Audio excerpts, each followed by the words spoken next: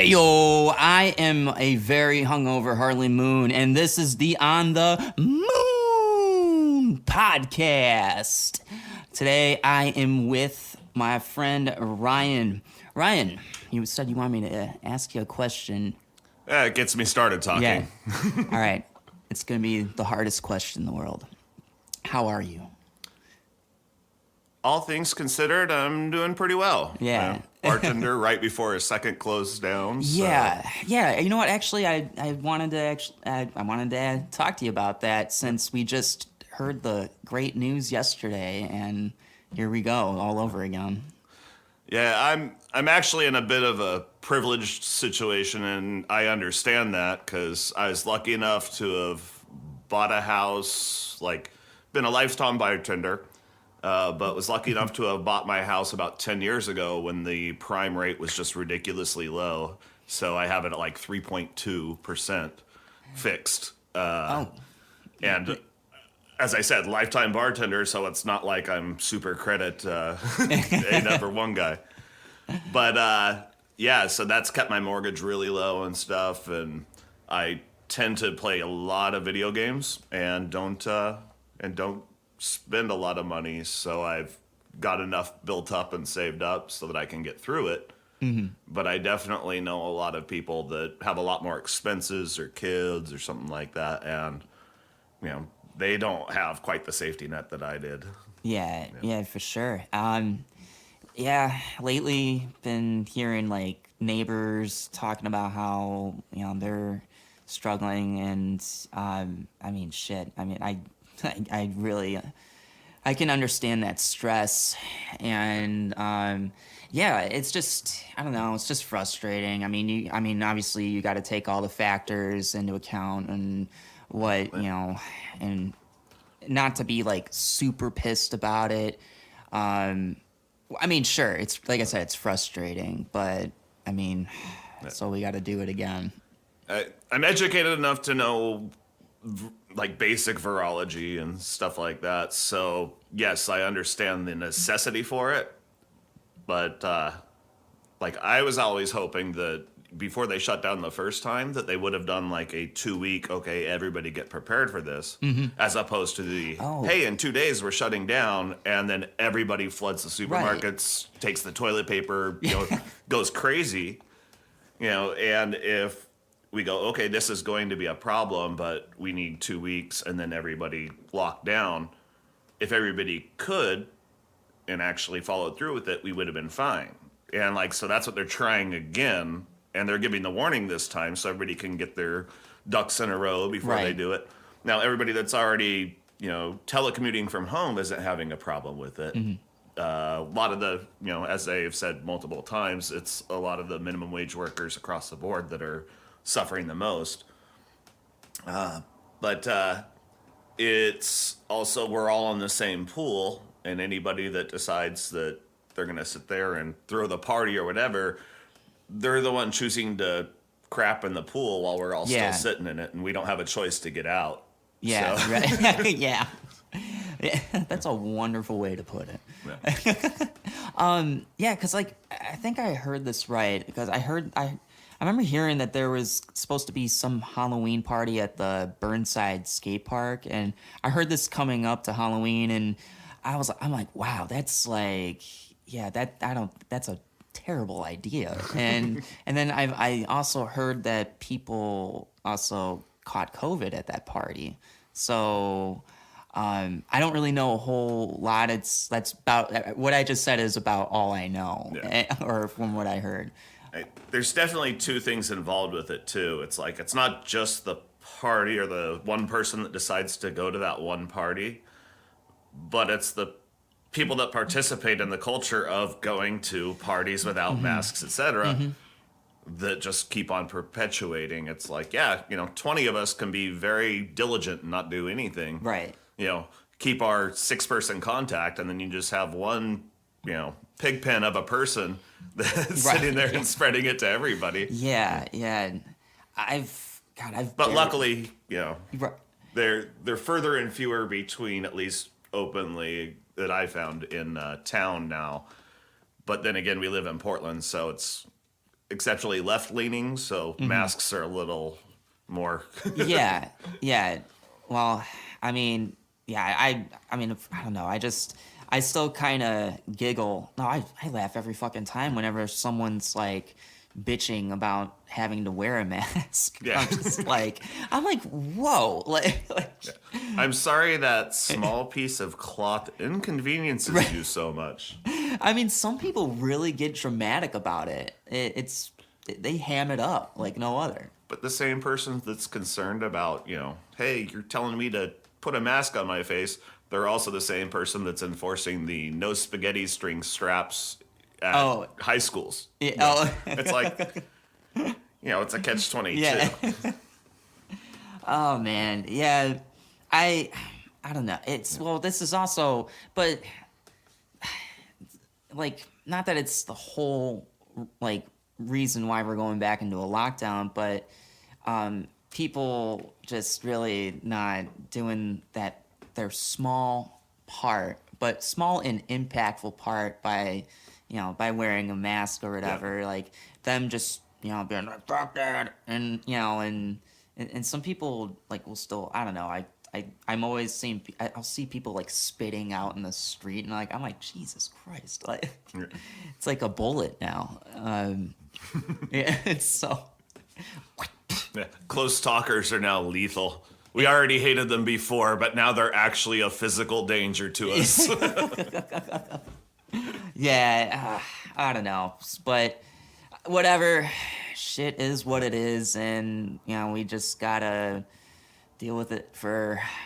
I hope it is just gonna be a month, but I'm not really holding my breath on that. Can I use this bell real quick? Sure. That's just I tend to be a little bit of an ADD person, and the tangents, etc. And I just thought like something less controversial.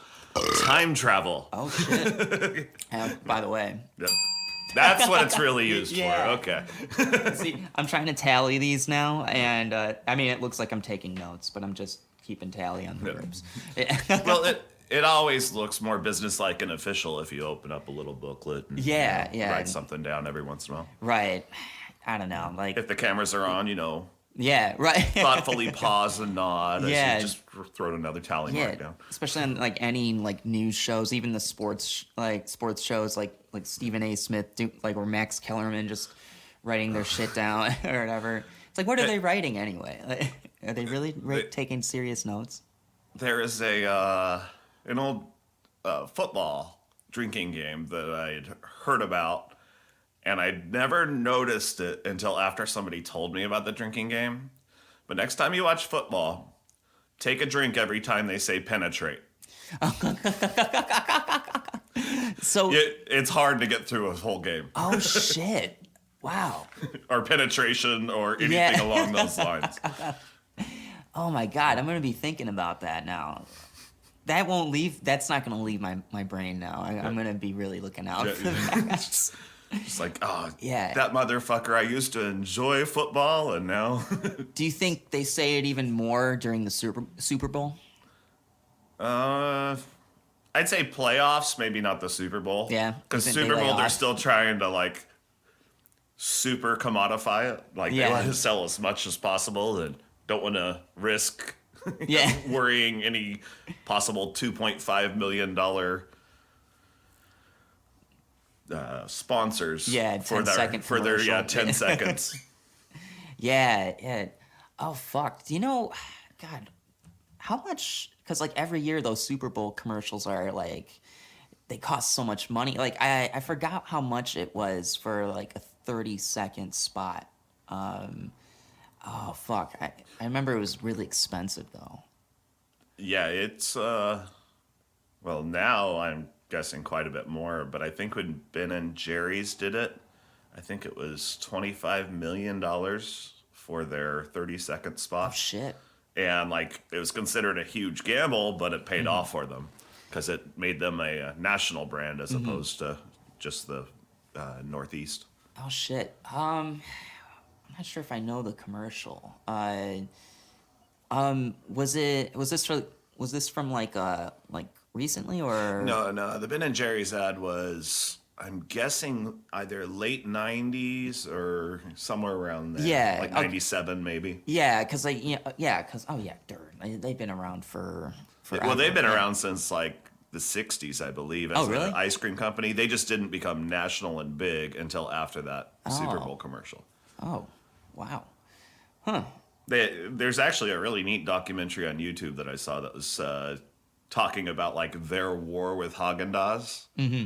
Because Haagen-Dazs was like trying to keep the premium ice cream market. So in a lot of supermarkets, because especially during the 80s, Haagen-Dazs had the namesake and all this. Mm-hmm. But a lot of supermarkets were basically told that if they sold Ben and Jerry's, Haagen-Dazs wouldn't sell to them.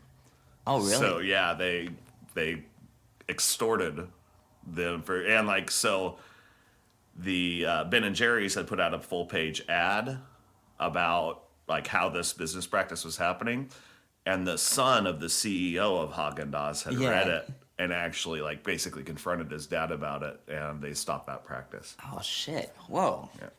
Oh man, you see, that's like, it's actually, and this is why I'm happy to have you on here. You know so much fucking shit, like you know so much, and like, it goes back to the being a bartender all my life, or at least all my professional life, and I was told early on that it's important, and I've always been a communicator, but it's important to be able to have a conversation, and if you can have it on their terms. Like, so if you can have interesting points about whatever career field somebody might be in and kind of banter with them about that, it purveys interest and it usually gets them talking. And then as long as you're listening, you can ask specific questions based upon what they seem to want to talk about. Yeah. Oh, hey, yeah, totally. I mean, because I was like a couple of years ago, I found myself... I mean, I talk a whole fucking lot to begin with, but like, but I kind of like caught myself a couple years ago being like, yeah, you know, I don't think I'm like listening enough. So I took like the whole year just really kind of shutting the fuck up, kind of like, it's kind of like a somewhat of like a monk phase or something like that. Like, not like a vow of silence, but actually just kind of like listening and just being like, okay, yeah, that was like a thing that was missing from me as a person.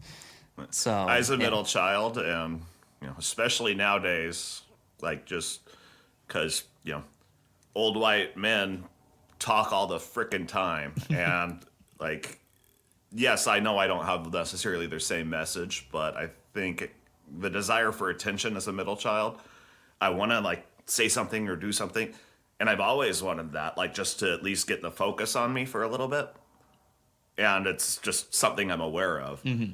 At the same time, it's like, okay, don't interrupt people. Like, you may be excited about something, but don't do this. And it's like, I basically in my head have these conversations like I'm a little child, and it's like, no, calm down, do this, no, do this. Mm-hmm. And like a big one, even if it's, I'm super excited to say something, it's like, okay, you know, count to 3 after somebody's finished, and then you're more likely to be able to respond to what they're saying, or at least have a better avenue of moving the conversation in a direction you want. Yeah, definitely. Yeah, a 3 second rule. That Oh, I didn't say 3 seconds. Just count to 3. 1, 2, 3. Count. 1, 2, 3. Yeah, I mean, I don't know, and I think my opinion is I think I don't know. There's some people just don't really like listen, and I don't know. At any given point, any of us can be that person, though. Especially if we're already like pre-focused on something. Yeah. Like, you know, depending on what our fixation is that day, or right. You know, if somebody plays that earworm song and you just can't get it out of your head. You know, sometimes just a completely different conversation is good. Yeah. Anything other than that damn song repeating. Oh man, that was loud and clear in the mic. My beverage, like with the red, yeah, it was just dunk. Yeah. Um. Yeah. So, how long? So yeah, because I mean, so you are you're a bartender. So how long have you been doing that for? I turned 21 on a Tuesday. I was bartending or bar backing that Friday, and it took 6 months before I was actually bartending.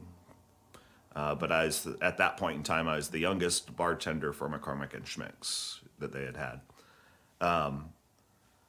and worked downtown for a long time, and probably in total, maybe 23 years now. Oh, okay. Behind the bar. Um. I don't know, because like, I mean, obviously you're a fantastic bartender. I can't. No one. Every bartender likes hearing that. Well, it's the truth. And every bartender knows it's a lie, but we all still hearing it. No, I mean, you don't. I can't really think of anyone that's ever come in that building that you served that that wasn't like I don't know, I don't know, that disliked you or something. There are plenty, but usually it's along the lines of they're doing something stupid or crazy, and I just call them on it, and they don't like the fact that somebody called them on it. Most people that are normal like coming into my bars because my general rule is everybody's here to have fun. As long as you don't interfere with other people's fun, you're good in my book. If somebody asks you to leave them alone, you do that as if I just told you to leave them alone. And if that's not enough for you, I tell you to either move or leave. Then if that's not enough, you're gone. Right. I don't waste time with it because the whole point of going out to a bar or whatever is to have fun. Right. And if you're all of a sudden stuck with somebody that you just don't want to be around, what's the motivation to go back to that place? Yeah, I agree. And because obviously I frequent there. I wanted to, because when I wanted to get to know, I don't know, I'm very social, so I want to especially when I first started coming up there, I always wanted to I don't know, you just talk or whatever. I just and it was kind of like a goal I had moving out here was just it'd be nice to make some new friends and anyway. And well, I remember the first conversation we had, and you were from Detroit, and you were actually looking to meet people in the music field. Yeah. And it was kind of like, well, I know people that fit that category perfectly, but you'll be far better off meeting them as a Detroit Lions fan than as somebody that wants to meet the music scene. Yeah. Because they'll see you in a different light. True. If you were a Lions fan and you're interested in that, because that way they know that you're genuinely interested in some of the same things, not just trying to use them as a lily pad to further yourself. Right. Yeah. Either with them or at their expense, whatever it may be, but Totally. Yeah. It's funny because I don't know. Because even since then I haven't really. Music hasn't been the biggest focus now, and I was really. As long as you're still creating, it doesn't necessarily need to be music at any given moment, but never stop creating, because especially I find that people with artistic or creative minds, there's a great book, I think it's Mike Smith, but it's called The War of Art. And the general premise is if you are not creating something as an artist, you are destroying something. You create self-destructive behaviors, or you're tearing stuff down, or just whatever it is. It's either you are creating or you are breaking something. And, I like that. Yeah. And especially for artists, it's no, keep creating, because when you break stuff, that cycle continues until you actively try and stop it. Yeah, I mean, because I've oh man, I think, I always play my guitar. I'm always making music, and I haven't really done it so much lately. It's kind of this pandemic that's made it difficult to kind of think. I don't know. I remember before this, I was like, I just need some time, some free time to really spend a day and focus on this shit. And then I'm like, well, I got all the fucking time now, and I'm like, I can't fucking really get a whole lot of anything. But Justin and him and I started jamming, and so like he comes by like once a week, and we'll I don't know, we'll just collab on like ideas and. Well, I found that kind of the same thing. I mean, not in music, because musically I may as well have two left thumbs or whatever the. Not two left feet, because I do have some sense of rhythm. I just can't play an instrument to save my life. Really? You don't like? Well, what if you tried? I could do the intro to Unforgiven on the guitar. I think that's about the extent of what I learned. I could do the circus sound on a trombone, which is basically just pulling the slide out and bringing it back. Oh, I can't even do that. As long as you know the puckered thing for any brass instrument, you can do it. It's okay. I don't think I've ever played one, actually. It's like taking 2 years of middle school Spanish and walking away with, like, yo es guapo. Yeah, well, I took a semester of Spanish, and I only remember the numbers, and I still kind of fucked that up somehow, like just 1 through 10. And that was because you were playing Uno and had to say the numbers and colors every day as you're sitting there playing. That's the one number I know. One number. Although in Spanish class you had to go 1. Yeah. When you're down to 1 card. I wonder if they do that in Spain or Mexico. Hey, instead of let's play Uno, well, let's play 1. I mean, if you're just learning colors and numbers, it's a great way for kids to learn colors and numbers, because if you have to announce the card as you play it, it's like Well, and what also seems to be proven is that the word Uno is way catchier than 1. No. And I think it's you need those 2 syllables. Somebody should have told Neo in the Matrix, "You are the Uno." Oh, the Uno. He's beginning to believe he's the Uno. Uno Neo. Well, that gets to be a tongue twister. Neo Uno. Unio. Oh man. Oh, if they did that, then actually maybe in the Spanish. Yeah. Oh my god. I gotta watch that movie in Spanish now. If they say Uno. Tu es de Uno. Oh my god. Oh. Now I'm gonna probably do that this weekend now, or now with all this time to stay home. Yeah. Well, on the creative note that we were talking about, like, I'm a big D&D nerd, and I did do the dungeon master side of things and stuff, so I'd be writing and doing very descriptive stuff. And at the beginning of this, for the first few weeks, like, basically the nature of like being in a holding pattern, it's like waiting at the airport or something. You can read for a little while, but eventually it's like your brain is turning to mush, and all you want to do is get on the plane, and then you can go back to reading. But until then, you're just kind of like, oh, okay, what's I'm not going anywhere. I'm bored out of my mind, and there's a whole bunch of people milling about, and they're all shifty and uneasy, so my brain can't put them out, or get them out of my head. But after a little while, it was like, okay, I can't DM anymore. And so we didn't play for a while. But then once we started again, it was kind of like I was picking ideas from all sorts of stuff. And all I had to do was like pull on one thread. And as I read, there's like, oh, there's a neat idea I can adopt. And then like, so I started picking from everywhere. And once I started doing it, I found that it was actually like a lot better than it was before.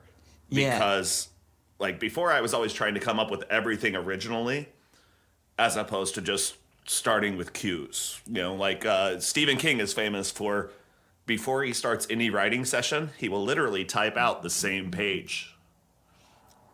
Just so he can get his like writing and all that stuff going. Yeah. And then it's like, okay, it's easier to access.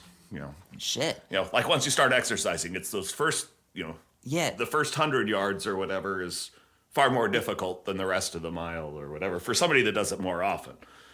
but it's just the motivation of starting. Yeah, I agree. And that's kind of like what it's kind of like I've talked to a few friends about when it comes to, especially music. Like it's kind of like it's kind of like exercise, and like if you don't exercise, or if you skip time on it, then you find yourself out of shape a bit or whatever, like muscles cramped up or whatever the fuck. And but if you keep at it and you have a consistency with it, like for me, I'm like, I'd be like a workout freak in terms of music, not so much physically, but but but yeah, I had like, because I had a couple of ways that I would get into songwriting, which was there was for a while there was this one musician from the band Sum 41. He talked about how when he was writing an album, he would wake up. Right when he'd wake up, he'd pick up his guitar and start playing. He would try to write a song in 15 minutes, and it, whether it mattered or not to use or whatever, it's just to get the juices going. It's never going to be your final, but at the same time, Yeah. it can be one of those, for lack of a better term, writing cues where all of a sudden it's like you listen back to it and you're like, well, I don't like most of it, but this part and this part, Right. are great. Right. And then that, if you put it with that thing from 2 weeks ago as a hook, Yep. we got ourselves a song. Yeah. It's kind of like sometimes I do that, and I actually should do it more. There's a lot of things all of us should be doing more. But because I have this, because I was just, I still am like obsessive with songwriting. Like I get going, like I don't fucking stop until it's done, or until I hit a wall. Out of curiosity, with your songwriting, do you usually lyrics first, music, or vice versa, or does it just depends on each one? I try to do whatever comes most organically. I've actually been slacking on my lyric writing. Because I wasn't doing a lot of lyric writing a few years ago. After my last band broke up, I kind of was like, oh shit, well, I might have to like take on more things, because all I was before was a guitar player. Yeah. But I would write music with the band, or I'd come with an idea, whatever. And so I still kind of go off that somewhat, just on my own. And but lately, especially in the last year or so, I would write lyrics because I had a lot on my mind to really just write out. And so I had a bunch of shit, and it kind of makes it easier to kind of come up with a riff. Sometimes I don't look at a set of lyrics and I'm like, okay, I need to do something right now. Yeah. Sometimes that kind of causes even a more massive brick wall. And so when you think too much about music theory or not enough? Yeah. Oh, dude. The biggest thing for me is just really trying to capture like emotion in like a guitar riff, or if I got a melody in my head to like sing or hum out or whatever. Like for instance, look at what the grunge movement did with 3 chords. Right. Yeah.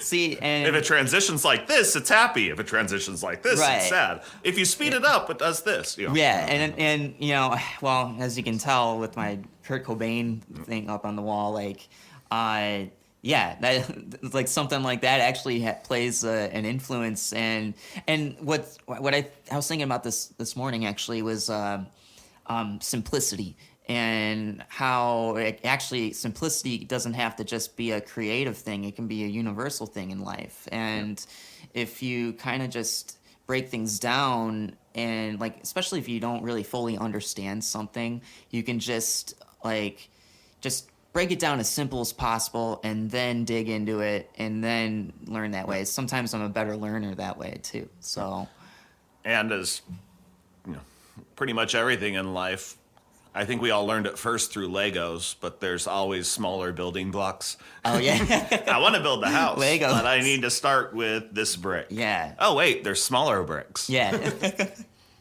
Oh man, have you ever stepped on a Lego? I don't know anybody that really hasn't, that doesn't know that nightmare. Those that haven't, just turn off the hallway light, leave a Lego out there, and then when you wake up in the morning, you'll have forgotten about it. And trust me, even if it's a 200-foot long hallway and it's 20 feet across, as long as it's dark, your foot will find that Lego. Yeah.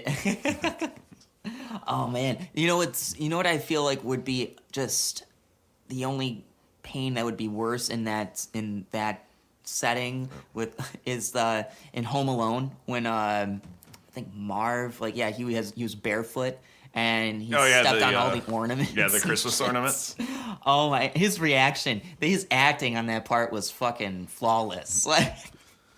Like to me, oddly, because being cut by something that sharp, you usually don't feel it until you're like stretching out again.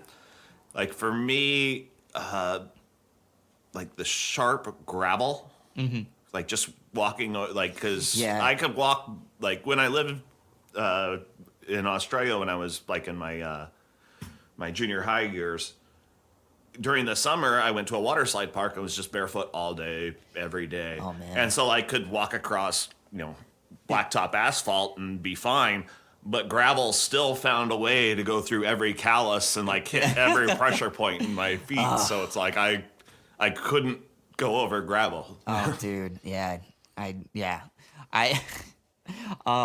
so yeah, like I try my best to not walk barefoot anywhere. It's a disaster for my feet. For starters, we're in Portland. It's probably safer that way. Yeah. Yeah, don't want to step on a syringe. No doubt. So yeah, like that's right. Because I remember you telling me that you lived in Australia and. Yeah, when I was a lot younger, like right before I turned 13 until about 15 and a half. So, God, what was it like? Middle of 88 to the end of 91. Okay. Yeah. What was it like living there?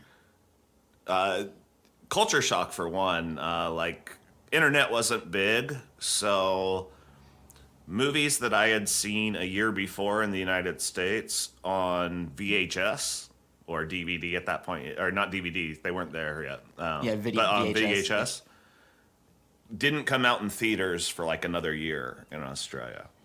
So when we flew over, we watched, I can't even remember which movie it was, but we watched a movie on the flight over that didn't get released for like 6 months. Yeah. Now, across the world, movies release on the same day and things like that, because with internet, it's like, if you don't do that, it's pirated and bootlegged immediately, so they all get to see it and they don't have to pay at all. At least this way, you're getting some of the people to go into the theaters and watch it the way it's meant to be watched. Yeah. So,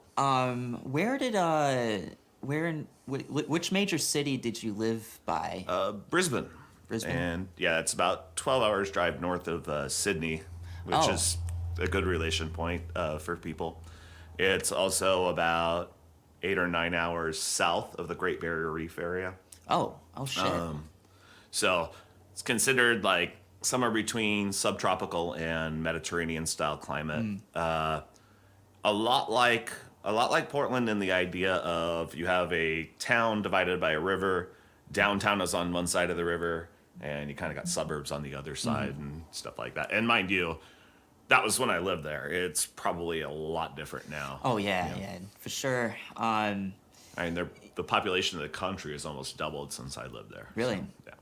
Doesn't it like pretty much everyone just lives on the east side of the country? Predominantly, I think it's 98% of the population lives within an hour of the coast. Oh shit! Just no matter where it is around the country. So that other 2%, they're like. Some in Alice Springs, which is right in the middle for Ayers Rock and stuff, but a lot of the others are like smaller mining towns and things like that. Gotcha. I think the smaller towns that you might find in Nevada or maybe Idaho or something like that, but not quite as lush as Idaho might be. Oh yeah. Yeah, they're very like the center of the country is very dry. Yeah, I mean, it looks like it on the map. Yeah. I just always think of kangaroos. That's just what is there. I'd seen like just after this election, everybody is posting all those electoral maps, and somebody had posted a meme that was like a legality of owning a kangaroo in the United States by state. Yeah, oh, And like Washington, you can own a kangaroo with a permit. There are 4 states in the United States that you can own a kangaroo without a permit. really? Oregon, you can't have one at all, and pretty much any agricultural state, you can't have one at all because they're basically like rabbits, and the last thing we need is just more invasive species eating our crops. Although, like, their evolution, their biggest predator was maybe dingoes. So, like, a mountain lion or something like that, they wouldn't know what the hell to do with Yeah. it. Like, I mean, they would run, but they probably wouldn't be quick enough. I keep forgetting that there are some exotic animals that you can actually own. Oh, yeah. I still find it wild that you can fucking own a tiger. What the fuck? I don't know why, but lionfish always seem like the ones with the spines, or rockfish or something along those lines that have like the really, really poisonous spines. For some reason or another, I think that's the quote unquote wild animal that most unnerves me if somebody has. Like, not because of the animal itself, but Yeah. because I think every time I've ever seen it as a pet or whatever, it's always been a villain on some movie. Like, so the association is there. Okay. See, this is my wonder now when it comes to like, oh, you can own this fucking crazy animal because I'm thinking, I bet some crazy evil villainous elite like person who's I mean, who can own a white Persian cat and pet it in their lap and not look sinister in some way? I mean, Dr. Evil ruined it for everybody. Oh my god. Bing! That is only 2. Yeah. Oh shit. I was gonna say something about that too. I had a couple of things I wanted to say. Fuck. That's all right. I do that too. Ooh, look, a butterfly. So just to close out, like, you living in Australia. Yep. Oh, that's what I wanted to get into. No, we're gonna get exotic animals. Yeah. Well, sort of. Actually, not at all. Because I've like kind of looked at Australia for a few years, and it's because of I don't know, I like kind of was looking at their music scene and seeing how it is over there, and their rock scene I was like looking at, and there was a band that my old band used to really, really like, and really like their music, and so they're like massive out there, like just a big fucking deal. They're like they're kind of I don't know, they're just a big fucking rock band there, and they've only done a couple of tours in the States, and my band got to open up for them in Detroit. Like, there really wasn't a whole lot of people there. It was like maybe like 50 people there, and like for me, I'm always like, why aren't people fucking liking this band more here? Fuck. Like, I found it odd that like when I had lived there, most of the people there didn't know of the Grateful Dead. Oh, really? Because Grateful Dead never toured outside the United States. Oh. So there just wasn't a lot of spread there. Whereas, like, over here, at the time I was living there, there was an artist named Jimmy Barnes, and he did release stuff over here. But he was basically Australia's version of Bruce Springsteen. Oh, okay. And he did a lot of songs about, like, coming back from Vietnam and like disrespect, or going and having to leave to go, and just sitting there, and then wild party songs and stuff like that. Like, and so there's a few of them that were at the time on liquor commercials that still run through my head every once in a while that I like. But he, like, if you like Bruce Springsteen, Jimmy Barnes is actually somebody that I'd recommend giving a listen to. Yeah. it's just something a little different, but it's definitely Australia. The thing that really caught me as odd when I was there, though, is basically you could go and knock on any door, and somebody in the house had a frickin' ABBA album. Everybody had ABBA albums. I was like, wouldn't it be In Excess or like Midnight Oil or some Australian band? And no, it was always ABBA. That kind of makes sense though. And because I mean, like, it's kind of I think I don't know if this is really for particularly that this really happens most often with or most commonly with American artists. Like sometimes an artist will come from here, but they're not really like making waves at all here. Yeah. But then they go to another country and they blow up and they become this big fucking deal. And sometimes it's talent, and sometimes it is just being in the right place at the right time. Mm-hmm. Like, I honestly believe that was probably a lot of David Hasselhoff's musical success. He was there for the fall of the Berlin Wall, so his song basically became the anthem for that whole moment.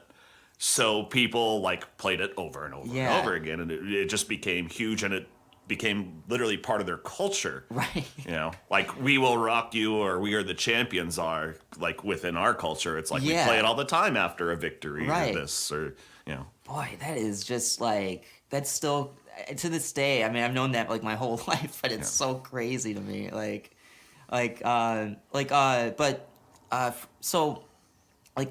think one of the best examples, at least for someone who really like, changed, music or influenced music. My grandfather used to tell me like all these stories of him because he worked for Motown Records, and so he'd had to travel, so he had to go to the UK, London, and he had to so he had to chauffeur this I forgot which artist he said, but it was the mother-in-law and the wife, and so they had to borrow like the Beatles like limousines and all that, and so he had to so I think he had to do that all day, and I think he had some other shit he had to do, and then but then at the end of the life of an executive producer.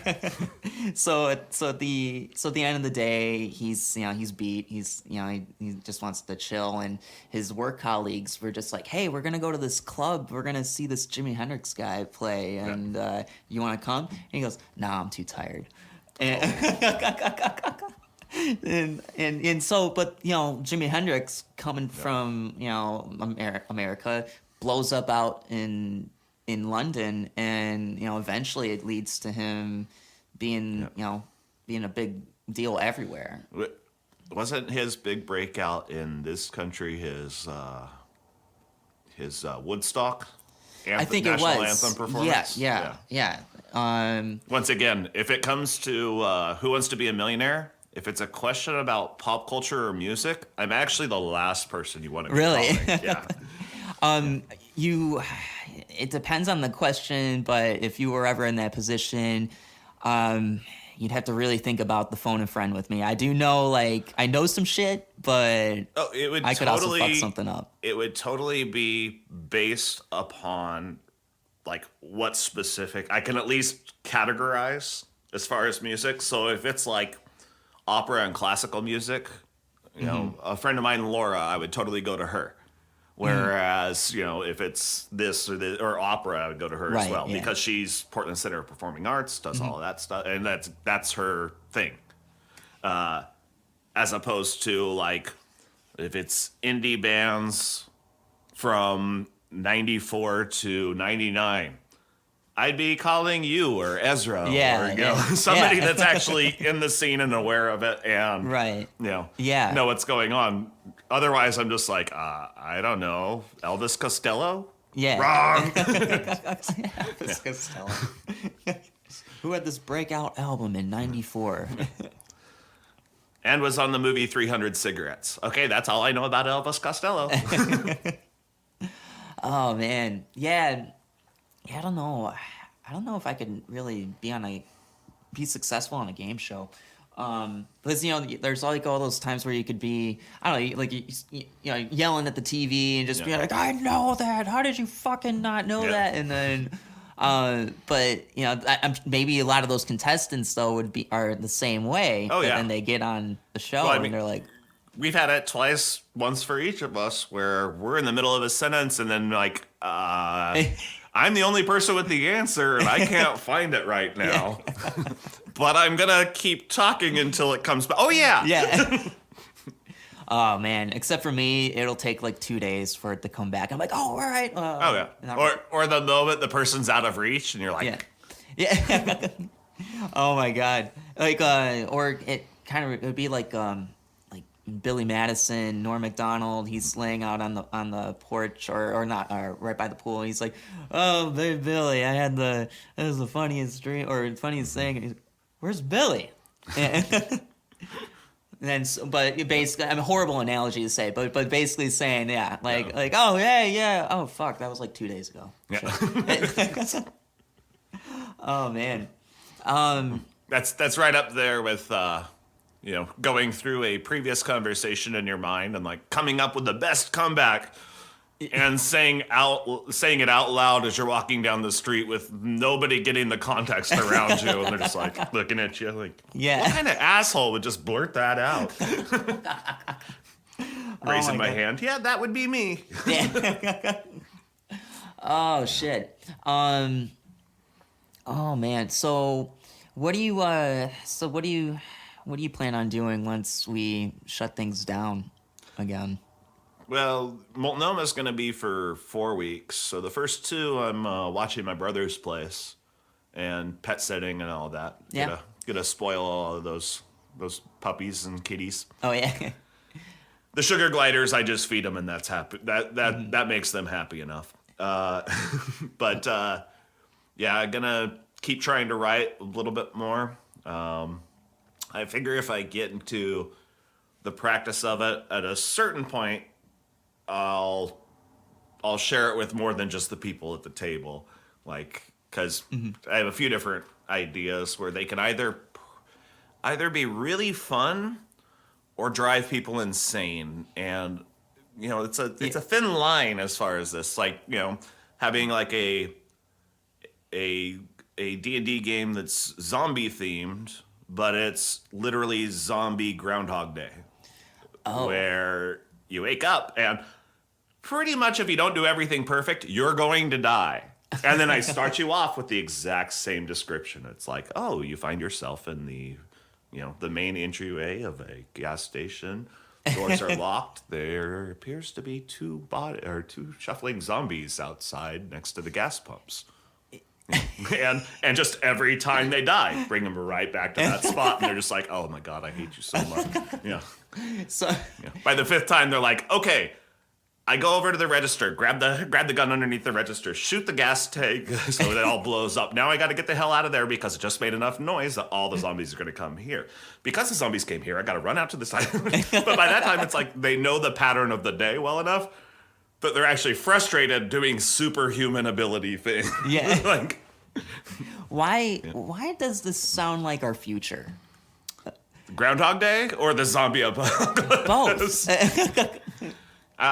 I'm not a believer in zombie apocalypse as far as like bad things that could happen. Definitely, I'd say if any weird conspiracy or whatever, I'd say maybe a, for lack of a better term, class war. And for all those people that are just like, oh, we outnumber them. It's like, no, if you look at the history of humanity, rich people never worry about the poor people rising up because you can always pay half the poor people to kill the other half.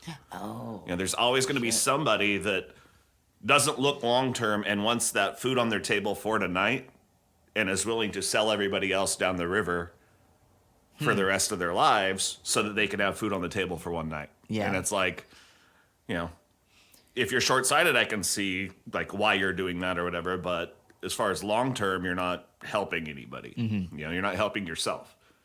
It's like, compared to when I was a kid, nowadays there definitely seems to be a lot less faith in unions than there was back when I was younger.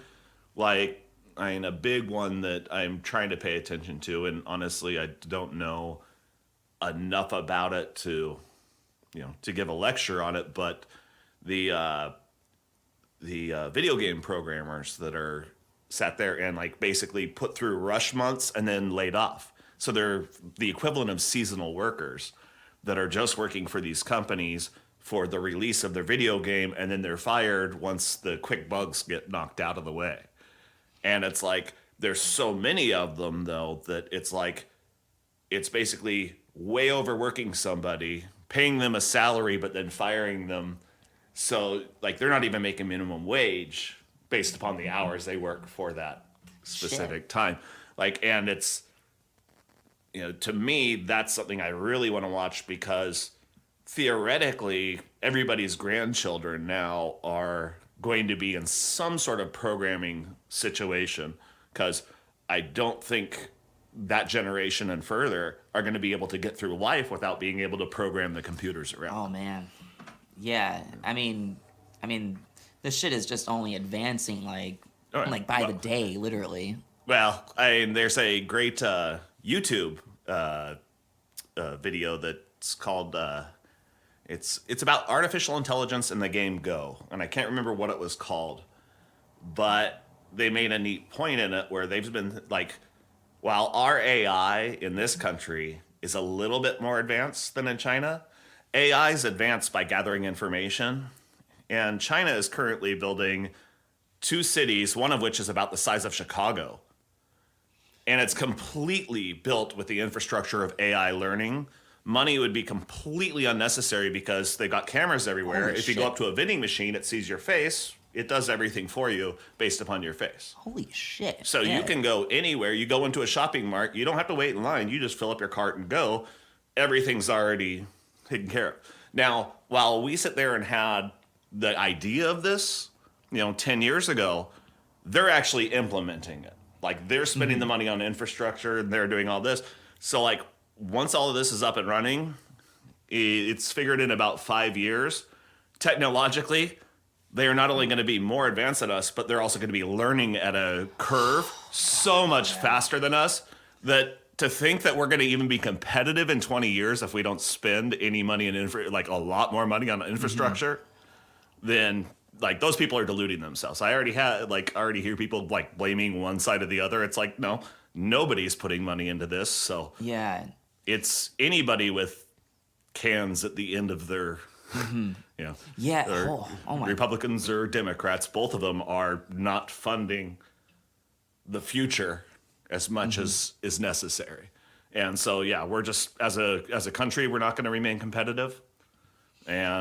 And we're going to be blaming other people. And those that are rich don't need to worry about it because they can always move.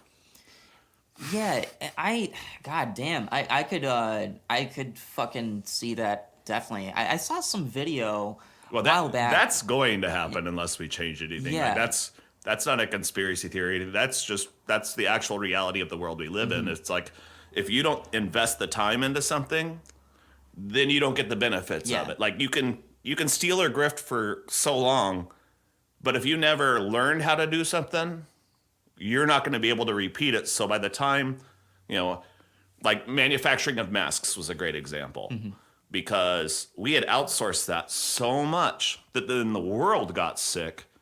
We as a country didn't have enough, manufacturing capability to make masks, and any other country that was willing to sell to us is selling to us at like 200 times the price per mask that they would be selling it to anybody else. Yeah. So, but it makes sense because, within our country, we totally extort and profiteer off of people needing medical help. So other countries doing it to us doesn't seem like that's ethically outside of our bounds. They're just working off of our own standards. right. Yeah. Well, Within their own country, that's totally unethical and a horrible thing to do. But they're Americans, and they've been trying to do this to everybody else for years. So screw them.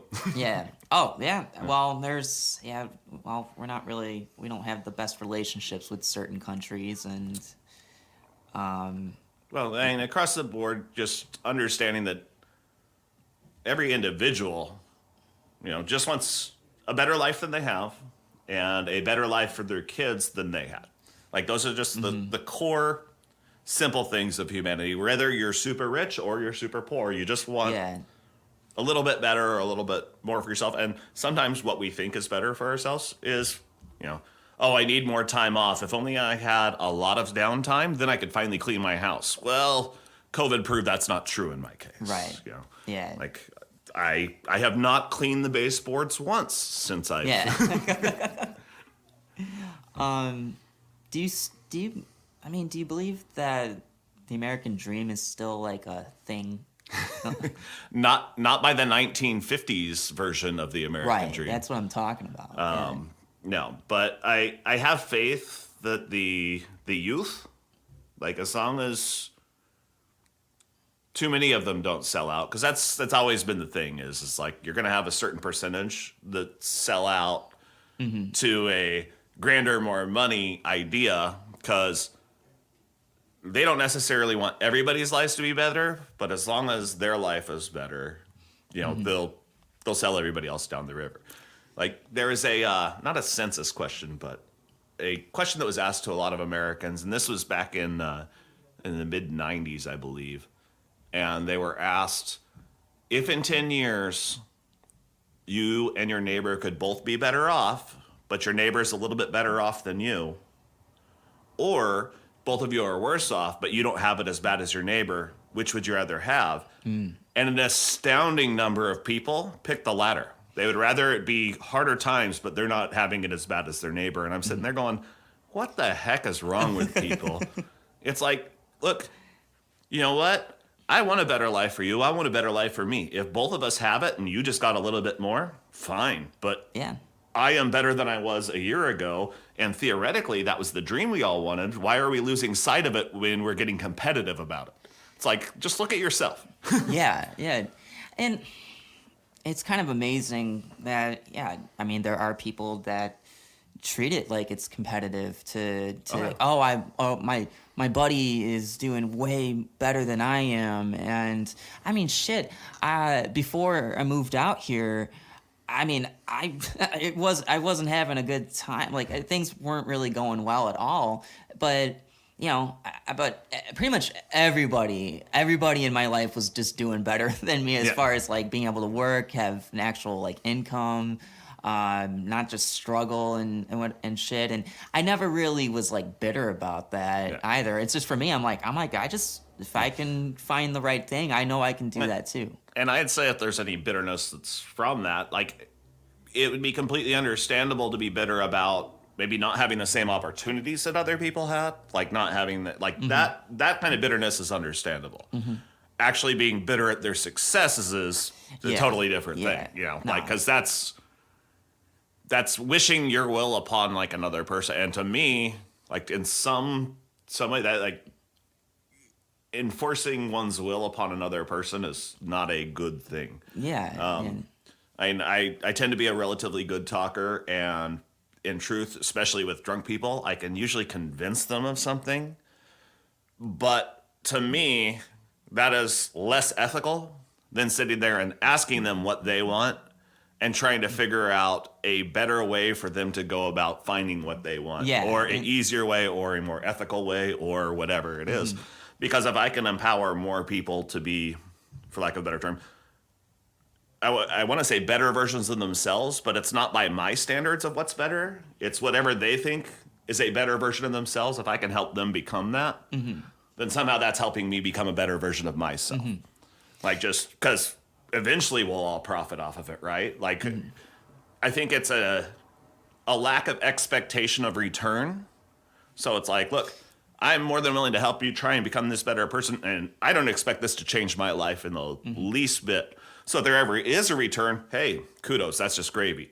But for the most part, if I don't have that expectation of return, or them like, that asshole didn't say thank you, and like, or something it's like, if I was doing it for the thank you, then I'm already not on the right track. Like, because I'm doing it for me. Right. And it's like, well, if I'm doing it for me, the part I want to do it for is me empowering them. That would give me more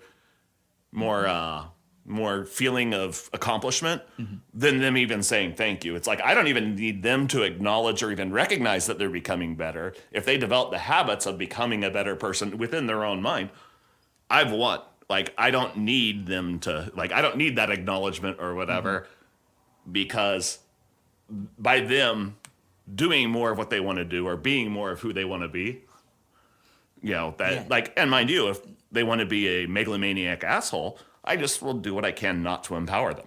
Right. Yeah. And I don't give them ideas about global conquest. I save those for those two little lab rats. Yeah. Yeah.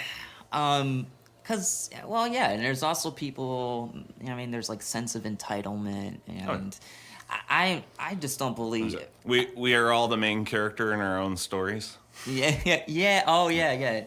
Well, of course, authors have also said, if you love your main character, you'll give it torment. Yeah, because that's it's great. the challenges and coming over that torment, and it's like, wow, that seems like a vicious cycle. But at the same time, like, not to go back to the exercise thing, but just getting that first step in or first push up in, that to me is the biggest hurdle of any exercise. True. Like, yeah. Well, because I mean, pain can make you stronger, but you have to like let it in. You know what I mean. And in that case, I don't even necessarily like saying pain can make you stronger, because I think that's more of an unhealthy struggle. Yeah. Struggle makes you stronger because you need to learn how to adapt. Kind of like the, survival of the fittest, and people are like, oh, whoever is the strongest. It's like, no, it's whoever's the most able to adapt to change. That's who wins. Yeah. Because you could be the strongest, but if all of a sudden the rules are whoever can survive on the least amount of calories, well, that strongest person, unless they're killing everybody else and eating them, they're not winning that competition. Yeah. Yeah. And I think that's wonderfully put. Because I mean, it's just like whenever, at least, especially in the last couple of years, because whenever like I've done a lot of dwelling when I'm going through a hard time with whatever it is, and I mean, I get through it, but I really, I mean, who really actually enjoys it unless you're like some type of masochist with that? But I think everybody it goes back to that destructive creative thing. Yeah. Like, because I know plenty of people, and early 20s, I was one of them, where it was, I'm most creative when I'm depressed. And it's like, so they sit there and have that, I guess, for lack of a term, masochistic side, self-sabotage, whatever it may be. Yeah. And that's, to me, it's like, I sit there and see it as a mental thought process of justifying the being destructive because you're not being creative. Yeah. And that's kind of you bringing that full circle with what you said earlier about maintaining creativity and keeping that going. Yeah. Even if it's just freaking doodling on a piece of paper or something, just reading new stuff that's just a little outside your wheelhouse might give you new ideas, or but just something where you feel like you're maybe even not taking steps forward, but taking steps. You're moving, you're doing something. Yes. And it's like that's kind of like to go off what I was saying was like, even though I don't like going through the struggle, I welcome it because now it's like, especially when this pandemic started, I was kind of like, what the fuck am I gonna do? And I wasn't sure what that meant for me being able to like stay but I was just like, all right, you know what? Whatever the fuck happens, and I know I'll come out of this a stronger person. Yeah. And for me, that's just me thinking like, all right, just don't be doom and gloom with it. Yeah. Focus on the battle in front of you. Yeah. Just get through it. You know, like it just, you'll survive, you'll come out of it, but you gotta don't fucking slack. I mean, if it means like keeping a roof over your head or something like that, just procrastination has its place, but not when you're trying to do something. Like, waiting and procrastinating are two different things. And I am definitely one for loving my downtime and spending quite a bit doing, for lack of a better term, nothing. Yeah. But at the same time, I think my nothing is, listening to podcasts in the background. Yeah. So I'm constantly, even if it's not directly my focus, I'm constantly gathering new information, and sometimes I'll hear something that will spark my imagination. It's like, oh, I got to write that down, or, Yeah. And plus, actually starting this podcast was actually part of me combating, going through whatever makes this whole pandemic, living through it, at least for me, just it helps me combat that and just do it. And it's an idea I wanted to do for a while, and why the fuck not? Well, I like listening to this podcast just because, to me, it reminded me a lot of, just having a conversation at a bar. Yeah. Like, just, it's this fun stuff that's not, interesting parts of life, but not like, this is going to be the end of everything. Like, nothing too critical one way or the other. It's just kind of like, ghosts and ghosts and the like. Still missing the time, or ghosts, aliens, and we're still missing the time travel. Oh yeah. Well, fuck. I think Josh mentioned he wanted to talk about that at some point. He also wanted to talk about dreams, and him and I got really fucking deep on the one that we did. It was but anyway, but the thing is, like you were saying, it's like talking like as if you were at a bar, and that's kind of how, I try to be myself, and I forgot to actually tell you this too. Going in, it was just like, one of my rules is just be yourself, and we're doomed. Yeah, we're all doomed. But yeah, all this shit that we're talking about, we would talk about this on any other day that we'd see each other up at the bar and whatever. And so and plus we didn't plan to talk about anything that we talked about, just kind of. We kind of knew we could go into it. Better conversations tend to be had, like, at least at a bar. Yeah. If there's, hey, we got to hit this bullet point. We got to hit this bullet point. It's like, yeah. Yeah. See, that'd be fucking silly. Just like, especially if I came up with my notebook and it was just like. Well, if a person has a conversation bullet point list, that person needs an extra shot, because it's gonna go to the wayside eventually. Yeah, it'd be like, hey, what's up, man? Hey, I want to talk about this, and this today. Let's cover that in our hangout. Yeah. Tap tap tap. Yeah. I'm sorry. What was the question again? Yeah. Yeah, and I don't know. Obviously, you'd have to be a fucking crazy person to kind of do that. Like.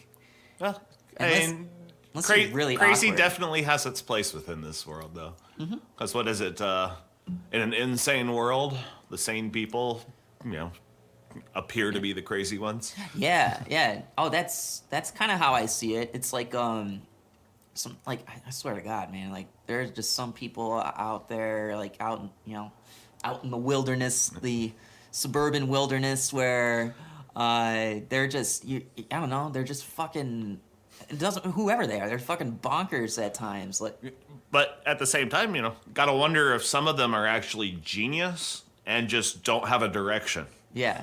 Like, because if the wheels keep spinning but you have no direction for it, it doesn't stop the wheels from spinning. Like, all of a sudden you'll create, the Crash Test Dummies song and, never be forgiven.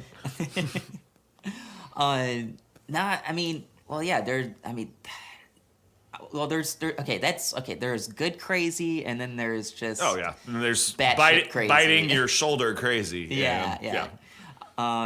Good crazy, because I don't know, I don't find myself to be a normal person, and I just really don't. I think normal is something that people want to put onto other people, like, just be normal or just do this, and it's like, okay, so you're telling me to behave specifically, like, I'm not talking so much as, follow the law, don't assault people, like that. I'm talking like, I don't care if somebody wants to wear a polka dot tutu with a striped tank top, Right. and fold balloon animals all day. It's like that's their deal, Yeah. And like as long as they're not making me do it too, they can go ahead and do whatever it is that they like, That's kind of how my stance is on religion. It's just Betty White, I think, said it best as far as religion, which is religion is like a penis. It's okay or it's perfectly fine to be proud of having one. It's and it's perfectly fine to love it, so to speak, but it's not okay to whip it out and put in everybody's face if they didn't ask for it. Yeah. Yeah. She said it far more eloquently, but Yeah. No, and I mean, God, I mean, there have been so many times where Betty White, not Betty Page. Big difference. Yeah.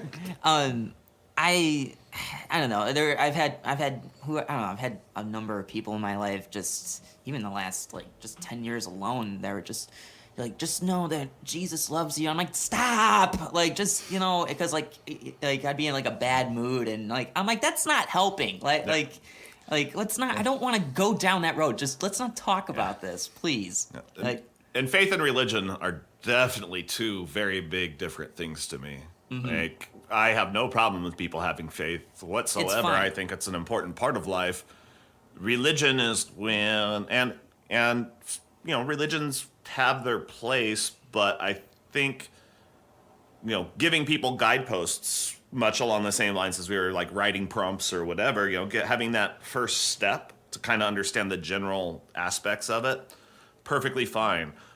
When a preacher or somebody is telling you how to interpret the relationship between individuals and ignore whatever it is your own lived experience, that person's completely wrong. And to me, that's somebody actually interfering with somebody's relationship to whatever spirituality they feel.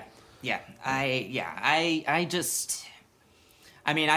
got some deep reasons why I'm not religious. I was early on in my life, but after a conversation with my brother who was already atheist, I was like, okay, I'm gonna reevaluate how I think about things. And but the thing is, I'm agnostic, really, or more on that side of things, and where it's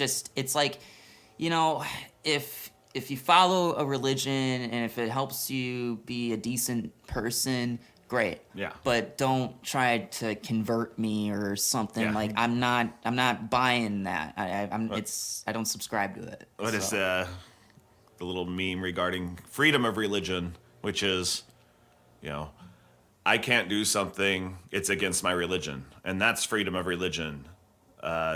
Saying you can't do something because it's against my religion, that's oppression. Yeah. Yeah. So, right. Yeah. You're in. Yeah. If that's something that you fall victim of, then you gotta get the fuck away from that shit. Really. And mind you, though, in most of the places where people are doing that, it's been an indoctrination thing for a long time. A good example would be the certain pilgrimages that some religions have, where it's literally Mormons, where they have to go door to door and knock on all the doors. And the odd thing is a psychologist figured, or was studying it for a while and stuff, and figured out that it's actually less about converting new people to the religion. It's more about those people coming back and having a shared experience of rejection. So they actually develop community around their shared experience of rejection. And that makes them want to listen to people outside of their shared community less. So it creates more of that cult aspect, more of that insular idea of we're right and the rest of the world's freaking crazy because we've had this shared experience and these people just don't know any better. And it's that is designed by the people that are running your religion for you to go through that pain. And to me, it's once again, it's struggle is important, but that sort of thing where you're purposely putting yourself into pain for the only reason is indoctrination. It's No, there's no good to be had in that. No, Like, no. Like, I think even if, I don't know, maybe, I don't know. It's kind of like if you're totally about it. well, there are other ways to get senses of community. Yeah. And to me, a lot healthier ways to have senses of community. Yeah. Honestly, if you like playing dodgeball, join an adult dodgeball league. I mean, that's the sense of community. You have the socialization, and if you're already a decent person, like that, you have less people telling you. Like the captain of the dodgeball team. They're only going to give you instructions on how to throw the ball better or how to catch it better. They're not going to sit there and tell you how to live your life. Right. Like, but you still get the community. And once again, like going what I was saying earlier about simplicity and how it's a universal thing. In my opinion, it can be where yeah, like in order to find community or a sense of community, fuck, I mean, I did it getting to know the fucking neighborhood out here by going to the bar and actually listening, like sharing stories, sharing stories with people. Like that's, that's huge with me because I get very curious about, I want to know where, like, especially how people, not everyone's from Portland here. There are people that come from all over the country, myself included. And I'm always curious to be like, well, what was life like where you grew up in, that sort of thing. And even growing up here, like anyone who's, lived here all their Portland's lives. changed a lot in the last 10 years alone. Like, a lot. Like, they keep Portland weird, I find just, it's way outdated comparatively. Because, you got the Unipiper, but now it's like, no, he's been on national news multiple times. It's not weird anymore. Like, good for him and his gig, but I mean, that's just another YouTube celebrity, basically. And and good for him for succeeding within it. But at the same time, it's, I don't know. It's not the weirdness that Portland had before, where we're sitting there and like Ethan was talking about on the previous one, where it's like they stopped the zombie walk. Oh, because they wanted to make it kid friendly, and it's like, well, like they had other pub crawls that were actually for more opportune times to be kid friendly. Which one of my favorites was the superheroes and supervillains, and part of like the write up in it is you like just like you're a mascot at Disneyland or something like that. If any kids want pictures with you, like, and do like posed pictures and stuff, you have to stop and do that because that's part of the pub crawl. Yeah. Like, and so like, and always be like, whether you're a hero or a villain, you always have to be polite, don't use swear words, blah, blah, blah. And once you're in the bar, it's adult rules in there. But like, it's traveling from one spot to another, there are specific rules. I think the last year the Zombie Walk did it, because I think there was a few people within it that like the kids got a little scared, so they just all the jump scare haunted house antagonized a little further type thing. So the next one they made it a rule of when we're going from one bar to another, only like slow movement, light moans, and and don't chase after anybody type of thing. Oh, I would have really fit in with that. Oh my god, that would have been the easiest thing for me to do. Just now you got to go pirate pub crawl and just make one a sword. Oh man, well and that does suck though that it's what now, like it's supposed to be like something like that's supposed to be kid friendly, and I really do. Well, they were disagree also with getting big enough, and it was during the day. Like, so the superhero supervillains, I never minded that one being kid friendly because it's cartoony and stuff like that. But Ethan made a great point where it's just like, especially I think with those, they were almost always at 7 or 8. Like, so after it's already gotten dark in the winter, so if your kid's on the streets downtown at 7 in the evening, before the Christmas holiday festivities and stuff, yes, like right now, if you were to go downtown, I'd imagine you'd see a lot more scary real things than anything you would have seen in the zombie crawl. Yeah. God damn, so true. I mean, shit, because my job is downtown, and man, there are some nights where it looks like Gotham out there. Well, I mean, back to the 10 years ago thing, like there was polite panhandler rules where, like, quite literally, it's somebody would ask you for change. If you said no, the only thing that they would say to you is, "Thank you, have a nice day." Like, you didn't get the person, "Well, fuck you, you can do that," right? Yeah. Or chase you out, or aggressive, or anything like that. And it's, I think a large part of it is us kind of, quote unquote, being a victim of our own success, because there's a documentary called American Winter that came out, and it was talking about how Portland was, I don't know if it is anymore, but was the best city in the United States where if you were homeless to get back into a home, because they had enough programs to actually make it feasible. And especially for like single mother parents and stuff like that, there were avenues for it.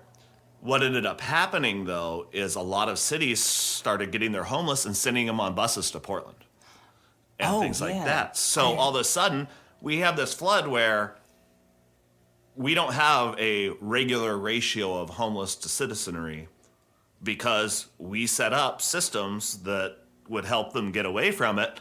And rather than addressing their own problems in their city, they sit there and spend $50 and send them to us, and then say our city has a problem.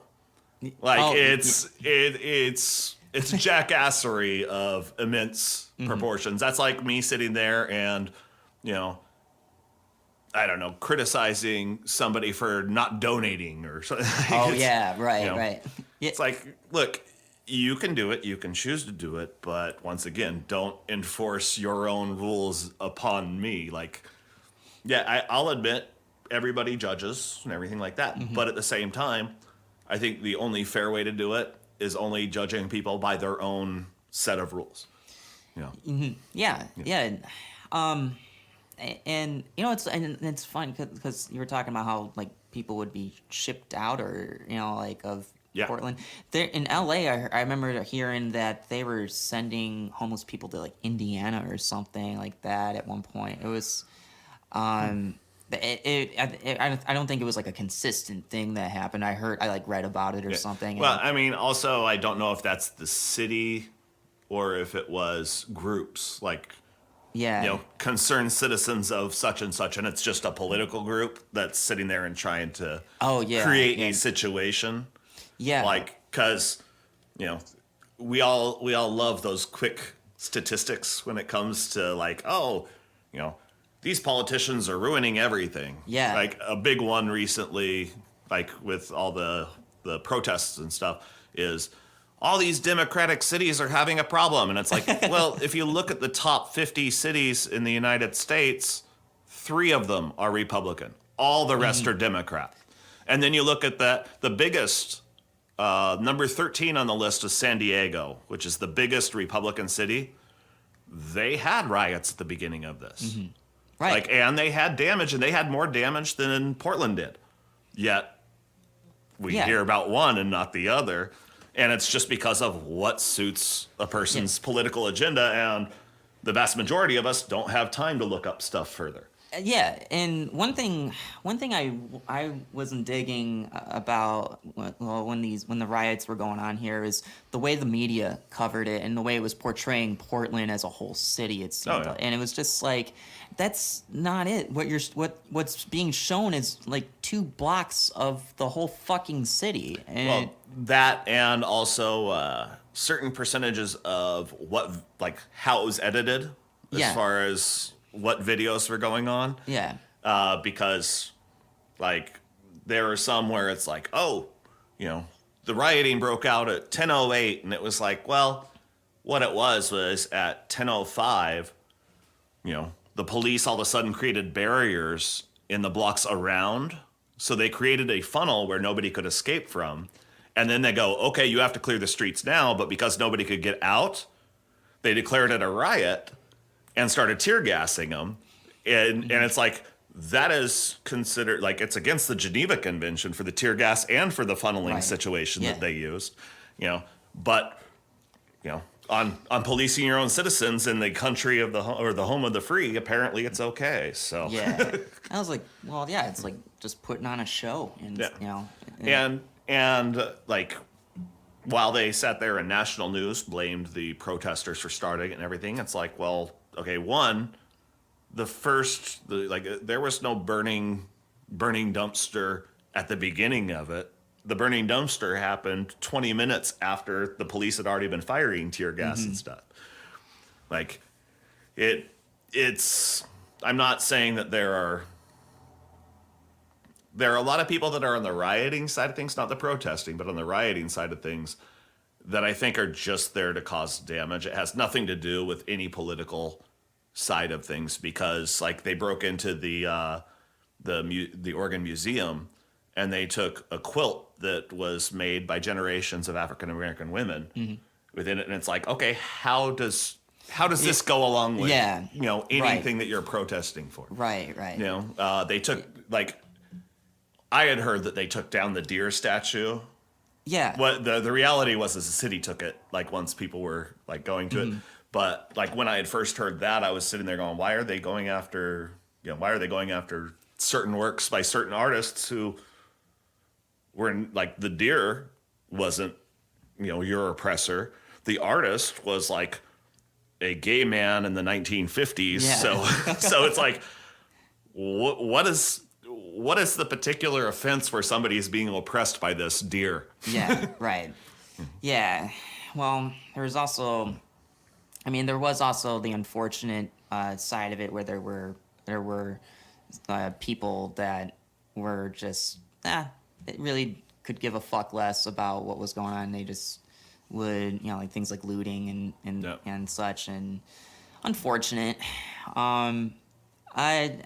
I mean, but now everything's quieted down, and so I just I don't know.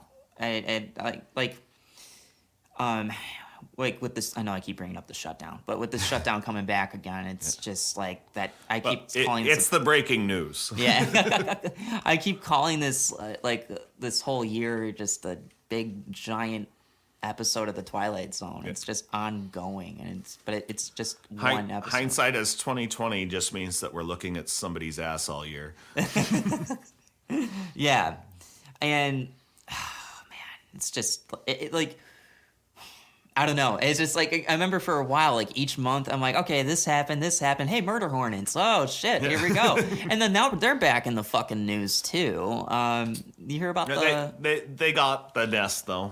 Yeah, but I remember somebody asking why they went in the middle of the night, and I had to explain to them, it's well, because that's when it's cold, so they go back to the nest because as insects, they're not,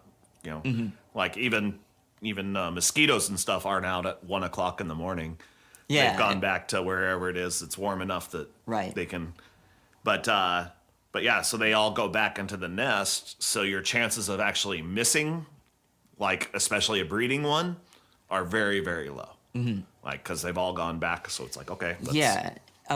They were saying that there was a possibility that maybe a few got out. And but the chances of those being breeding capable are a lot lower. Yeah, those things. Okay, so I've never been stung by a bee or anything like that. I'm fucking terrified of this thing or those things being here. It's just they're fucking massive.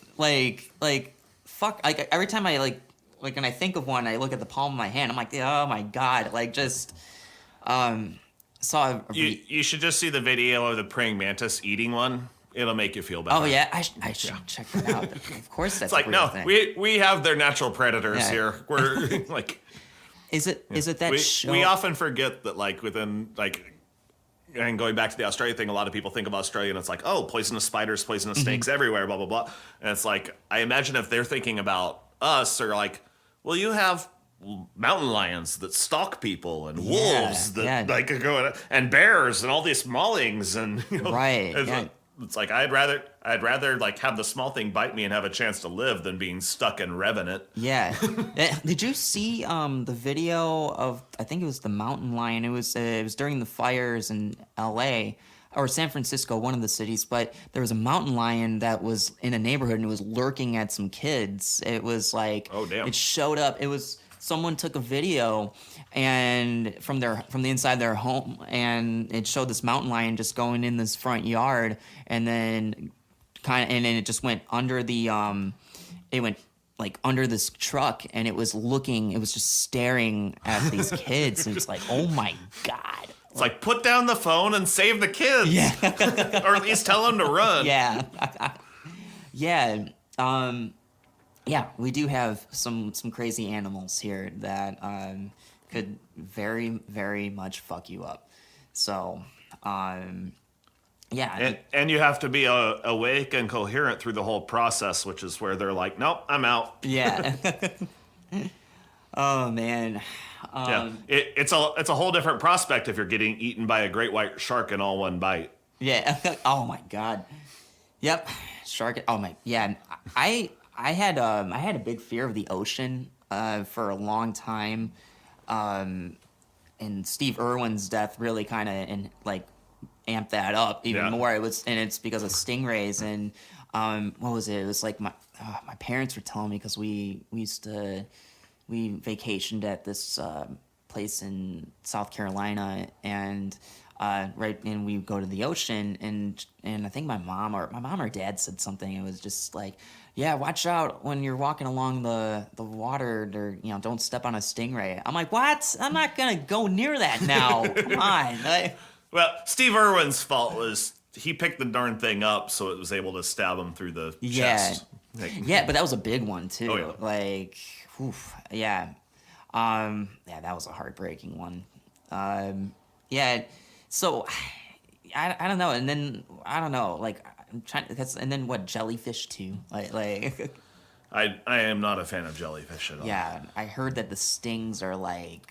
I've only been stung by blue bottles, which are about the size of this little bell. Yeah. And then they have like one long blue strand that comes out. And in Australia, those are the ones that everybody sits there and talks about peeing. Like, well, they laugh at Americans that talk about peeing on the sting. Mm-hmm. Whereas, like, every lifeguard station in Australia has a bottle of white vinegar.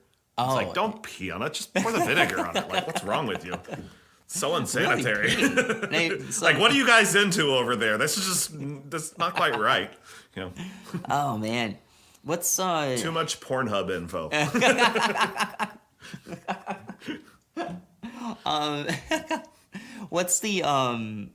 What's like, okay, since obviously, from you living there out there, what's the scariest animal that bugged you the most? Saltwater crocodiles. Like, yeah. I actually did a scuba dive in a shark tank, and that was fun because they when they're aggressive, when they're not, and everything like that.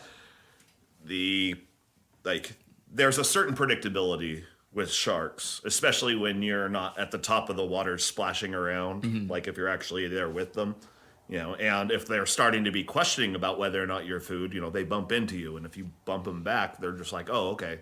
Oh, this isn't something worth trying to go after. Oh my God. Yeah. But yeah, saltwater crocs. No, I don't mess with them. I don't want to be anywhere around them. Like, that's nightmare fuel for me. Yeah. I mean, some of those crocs can be fucking big. Did you see the picture? The crocodile in Florida, I think it was. They're small compared to the Australian ones. Really? What? Oh yeah. Really? Like I'm talking. Some saltwater crocs, I think, get 18 to 20 feet. Whoa, my! Like, they're just behemoths. Fuck. Those are dinosaurs. And mind you, like, those ones are usually in Northern Territory, Australia, and they're not going to be in the areas around tourists or anything like that. Yeah. Yeah. Well, yeah, that would certainly scare the fucking shit out of me. That's for sure. Like, it's their attitudes I don't like. I mean, they're animals, so I guess as long as they stay the heck away from me, I'm okay. But yeah. But yeah, like the unpredictability, like a la trout, or say like when fly fishing and stuff, mm-hmm. like a lot of times for salmon, the salmon will instinctively strike, not because they're hungry, but because something's waving just above their head, and that's just their natural reaction to. And like saltwater crocs kind of have the same thing, where they will, like, those certain times they'll just react a particular way, and I don't know enough about them to predict when that's going to happen, and I am okay just not being part of that. Yeah. I don't need to watch Steve Irwin teach me. Yeah. I just don't want to deal with them. Yeah. Oh boy. Yeah. And living in this part of the country, if I ran across one, that's just even that much more reason to be pooping my pants. Yeah. Crikey. It's really pissed off now. Run! Yeah. Oh shit. Oh man. So, let's see. We've done about an hour and a half here. Shit. I don't know. Do you wanna keep talking, or do you wanna? Oh, yeah. I'm fine. All right. Yeah, I don't care either. I was thinking about cracking open the only beer I have, and Go for it. yeah, I'm good. Okay. You know, actually, all right. Well, I'll actually take a quick break here. Yeah. Give me an excuse to make a little stupid commercial, I guess. That sounds good. All right, we'll be right back. Right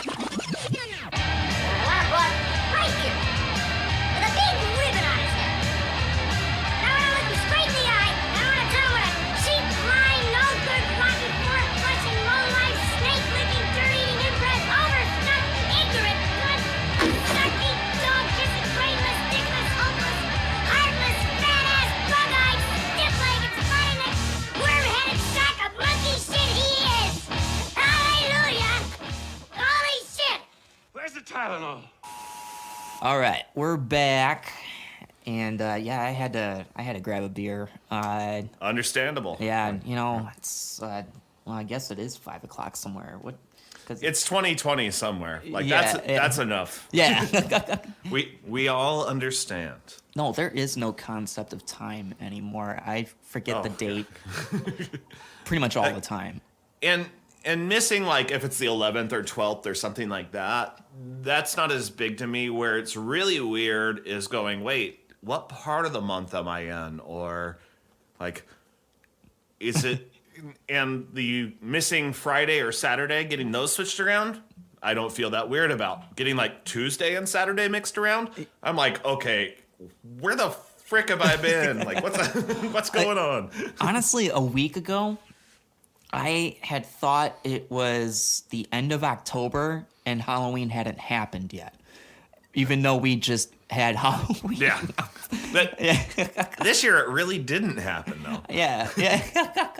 I was like, Everybody walked around in masks, but it wasn't the same. every day is Halloween. Yeah. So, yeah, that was when I realized, I'm like, wait a second, we just had an election too. Like, why am I thinking Halloween's coming up? Like, well, today's Halloween, tomorrow's Halloween. It's just gonna be like this for all I can say is the foreseeable future. When do you think we're gonna be done with this? The rest of the world or our country? Because I think it'll be with our country for a while, especially if they want to keep with the idea of, yes, I know that somebody said free, but I'm guessing that they're going to be charging for the vaccines. Yeah. And there will definitely be a disparity because there's just going to be a lot of poor people that don't have the $300 to shell out or whatever, and they'll just hope that the other percentage of the country does it. But when you look at the statistics of almost a third of our country working for minimum wage, like, that doesn't have a lot of wiggle room, because you need, for herd mentality or for herd immunity, you need to have a higher percentage than 60% that are vaccinated. Do you think because I was just wondering about this. Do you think that this could bring about a hot topic issue, especially by the next election, about free healthcare? I hope it does. In the idea, and like with the healthcare thing, I find that the major point that's never talked about by either side is collective bargaining. Mm-hmm. And like specifically, the Affordable Care Act was written by Mitt Romney, a Republican, who actually voted against it, his own writing, because Obama presented it, and then he line item vetoed. And if the only way that the Republicans were going to vote for it was if they got rid of collective bargaining. Well, that created its own problem because, every other country that has like a universal healthcare type system, they use collective bargaining to adjust the prices, because they're just like, look, if you're one person that needs insulin, you can't like hold that over a pharmaceutical company's head because they're just like, okay, we'll just sell it to somebody else. Where you have 30 million people going, no, we're not going to buy it at that price. The price will come down because otherwise they're just not selling that product. Like, because what are we selling? We're selling insulin for like $300 a vial or something like that now in this country. An Australian high school class made insulin in their class, and it cost, I think, $15 for them to make. What? And then Shkreli on Twitter, like after he saw this post up and stuff, and it's like, oh, it's this. He's like, oh, well, your cook isn't near as good as mine. So they actually bought some of his insulin and did a purity test, and theirs was higher than his. Like it was a higher purity. So, Wow. so we're spending, like in this country, per citizen, we are spending way more. And I'm talking averaged out on every citizen. We're spending way more for healthcare in this country than any other country. Yeah. And all of those with the, like, a big thing that happens with universal health care is a lot of money is put into promoting healthy lifestyles. So if there's lots of advertisements that aren't for Nike that talk about going out and exercising or having fun or just finding some activity to do twice a week, that cuts the costs of healthcare because people are exercising immensely. Like it's little things. Preventative care, like the idea of somebody being able to just go to their physician and then it's like, well, because I've seen you, twice a year, every year for the past 5 years, this anomaly stands out. Whereas if it's a brand new doctor that you hadn't seen, it's like, okay, it's a little weird, but I mean, that just might be normal for you. And that doctor who hasn't seen you that often doesn't know because they haven't seen your specific health over a period of time. Like they can see a chart, but that's not the same as actually like talking to the person and understanding what's going on with them. Seems like the idea of free healthcare being in this country, and it's never really been free. It's like collective healthcare, I think, is a better term for it, or something like that. I think we have a problem with naming things poorly in this country, like defund the police. Like even people that are fully for, even the police who had said we don't want to be psychologists and stuff. The moment you phrase it as defund the police, nope, you're our enemy now. Yeah. And it's like, find a better way. Like, Well, there should be. Yeah, I believe that there should be some type of department that handles certain situations that don't require the police to be there. Well, I mean, 10 years ago, there was a list of things by the head of the New York City police union.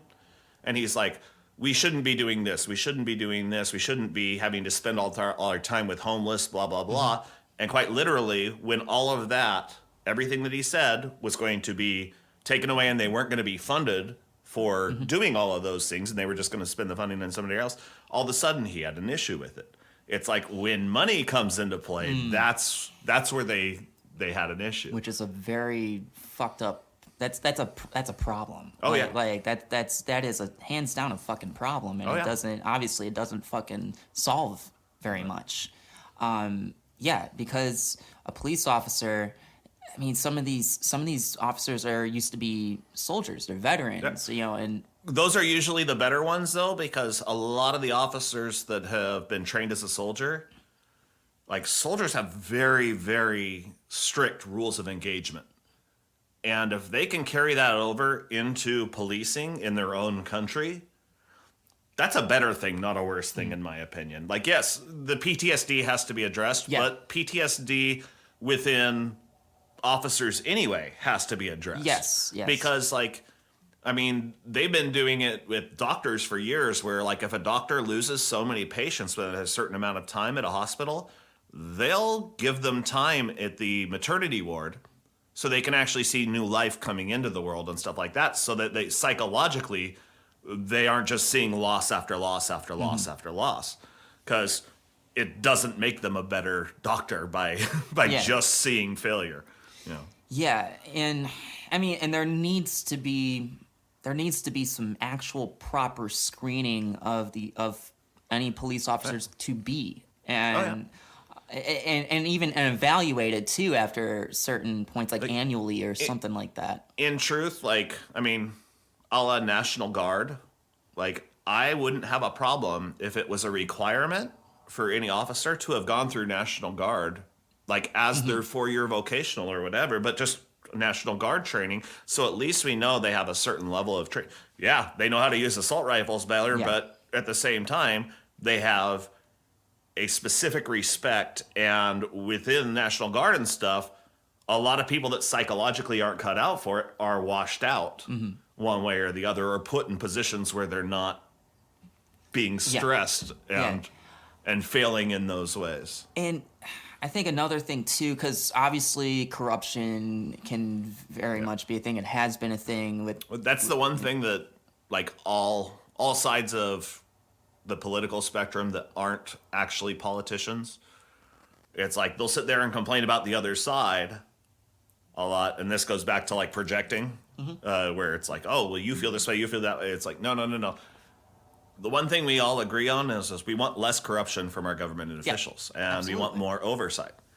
And like, this was one of my biggest issues, like, when somebody had mentioned, as far as, like, the tagline wasn't Blue Lives Matter, but it was something like, I support our police. And I said, I want to, I really do, but when every little bit of oversight gets presented and they fight it tooth and nail, that doesn't instill any trust in that institution for me. Because if an officer doesn't have to follow the law themselves, and I'm not talking about, like, crap going down and bad stuff happens, like, because even with bartenders, there's what's called the good faith rule, and it's like, yes, you can try and follow all your policies and everything like that. Sometimes stuff goes sideways, and you just got to put in your best effort to try and do something.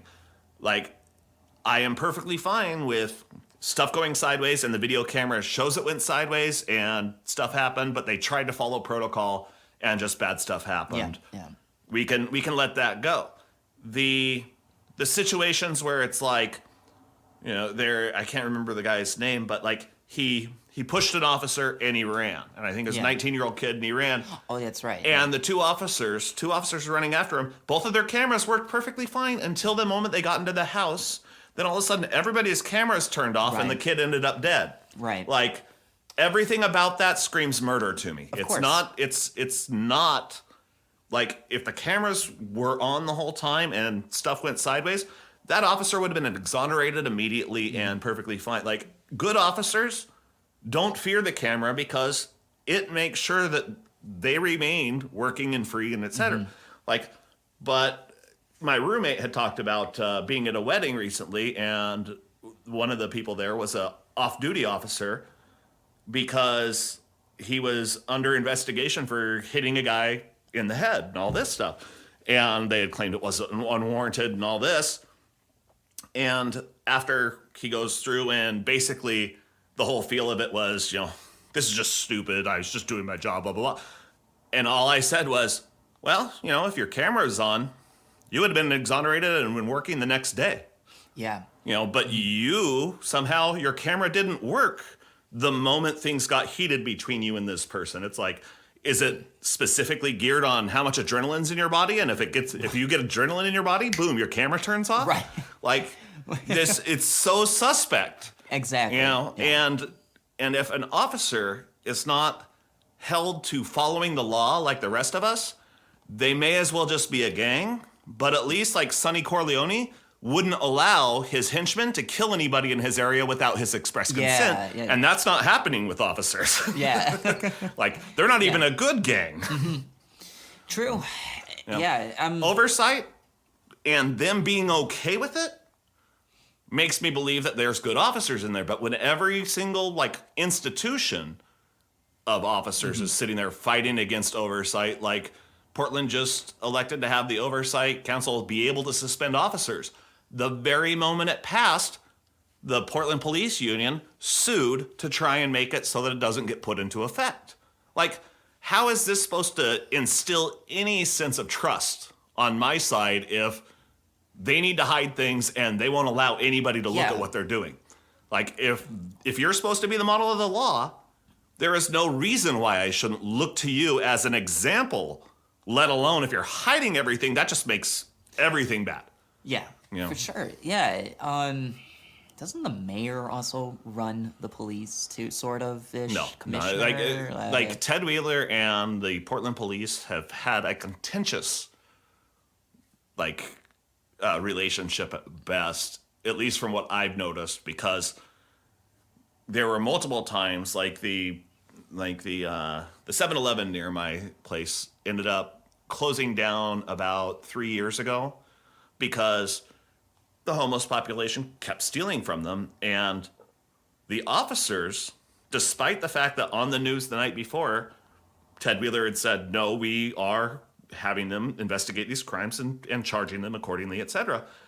The officer would just let the people shoplift, go, there's nothing I can do, Ted Wheeler won't let me do anything, and he's saying that to the business owner. And it's like, that was never what was said, but that is how the officers are trying to paint Ted Wheeler.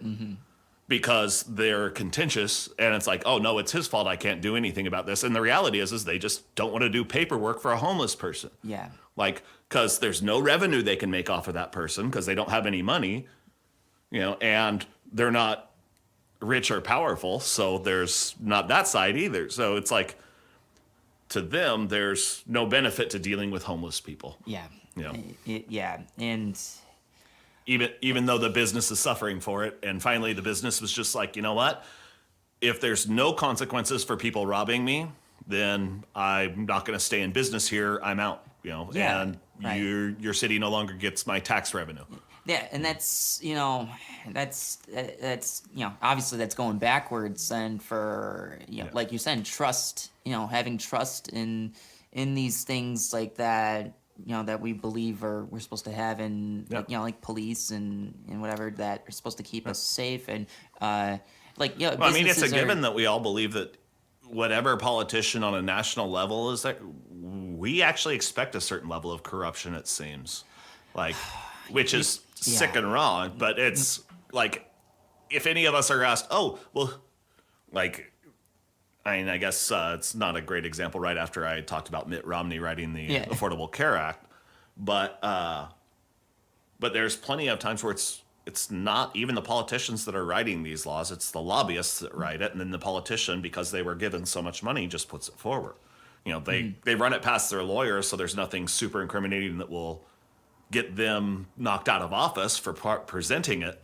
But at the same time, like on a national level, when you have addendums and stuff like that to different bills, you don't even have to put your name on it anymore. And to me, and the Simpsons did a joke about it about 15, 20 years ago, where it was they were trying to get something illegalized, and it was going through all the steps and everybody was behind it, and then a specific lobbyist went to somebody and they put a paperclip on it that was just like, oh, and free all pedophiles too. So everybody was just like, nope, we can't vote for it. And so it's like universal health care for all. Nope, we can't vote for it because apparently if we do that, we have to free all pedophiles. And because we have to do that, we can't pass any part of this bill. And it's like, okay, that's just messed up. Yeah, no doubt. Oh shit. But on the accountability thing, if whoever presents the bill has to put their name on it, and maybe in just a small box like credit card companies where they have to have the box for their interest rate, et cetera, but just have a small box that is just the intent, like not the rules as written, but rules as intended. So that way interpretation can kind of go off of that if somebody's sitting there going, well, this phrase is this way, but the intent of the law was this, so okay, this is how we can interpret it. I guess like in your eyes, is okay. So here, like pretty much like drugs got decriminalized after we made the ballot. Do you think that has something to do with maybe with policing, with what we were talking about? To me, a lot of that is, and how I explained it, like, because I had a lot of people that were kind of going off about, I guess it's anarchy or whatever, and it's like, okay, look at it this way, it's not to the state's benefit to have functional addicts go to jail, lose their jobs, and not stay as tax-paying citizens. If you can have them like, oh, you caught them with this amount of cocaine or heroin or whatever, if you can like light level misdemeanor, so if you can book them if necessary, like if they are causing a nuisance or whatever, you can still book them. But otherwise it's a citation or a fine, and then you have to do basically the equivalent of diversion, like that they do for DUI, but you're doing that for drugs.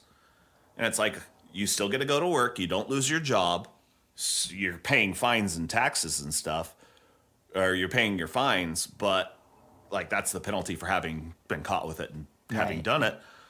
But the percentage of people that will go through this whole process and actually come out sober, it's still going to be less than 50%, but it's better than what's coming out of the prison systems, where the person has still got the addiction, they're homeless, they're jobless. It's like, where are they going to get their money? Probably more crime. Like, it doesn't situate anything. The focus is not on making anybody better or anybody's lives better. The focus is on punishing somebody that's quote unquote breaking the law. And it's like, well, let's change our way of thinking about this. Let's sit there, try and keep these people as productive members of society, because we're all paying enough taxes as it is. And if somebody that honestly is working for a living is barely making over $30,000 a year, but they're still paying taxes on that $30,000, they are more of a boon to society than somebody that's costing us $50,000, $60,000 a year to keep incarcerated. Right. Like, they weren't hurting anybody but themselves before, and now we're paying for it. And it's costing us as a society more than trying to fix the problem. Yeah. Like, so let's just forget about like the punishment aspect of it and try and fix the problem. And when you look at like worldwide, places like the Netherlands and Portugal that like, they're not even decriminalized, they're just full on legalization. But anybody that wants to get clean, there are very many avenues, and the tax revenue from that stuff ends up doing it. So as percentages of their own population, they actually have some of the lowest drug addiction rates in the world. Whereas you look at like Singapore, where it's death penalty if you're caught with it. Right, yeah. They have very similar addiction rates to us. Like, we're really high right now, no pun intended. We're really high right now because of the opiate epidemic and the overprescription or overprescribing of opiates.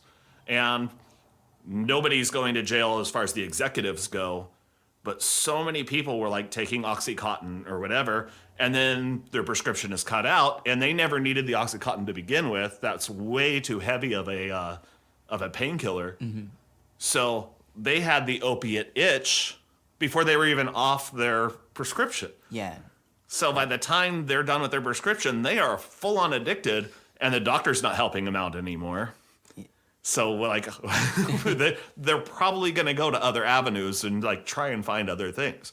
And to pretend, like, I think I'd read somewhere that like the opiate levels of addiction within the United States right now is one of the biggest epidemics of drug addiction since the 1800s in China with their opium issue with the Really? Dutch. Yeah.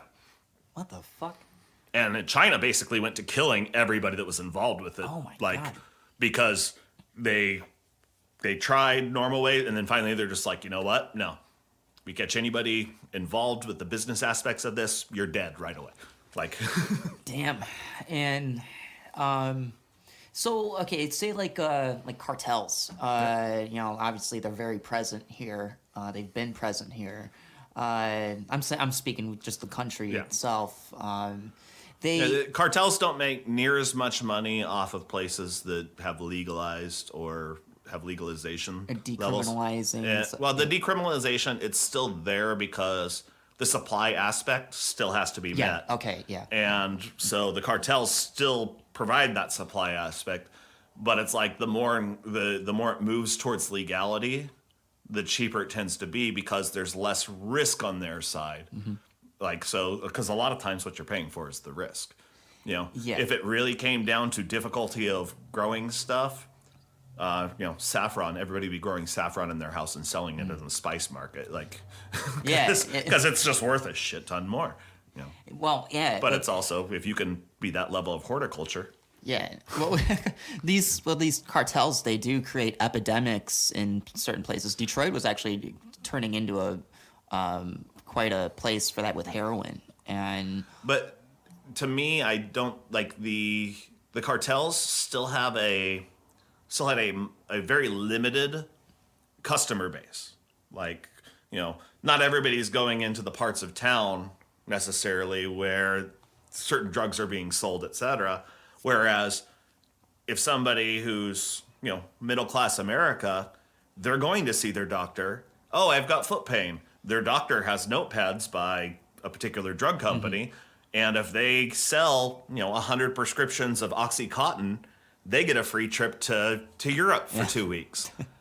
So all of a sudden you have mild foot pain that honestly could be solved with a placebo, and you're getting Oxycontin. That will cause addiction because it was never enough pain to need that level of painkiller to begin with. how bad do you think malpractice is, like when it comes to things like that? I think there's a lot, like, just it goes back to the whole jackboot thing of the half the rich. There's a certain level of selfishness where people don't see their actions beyond their own personal benefit.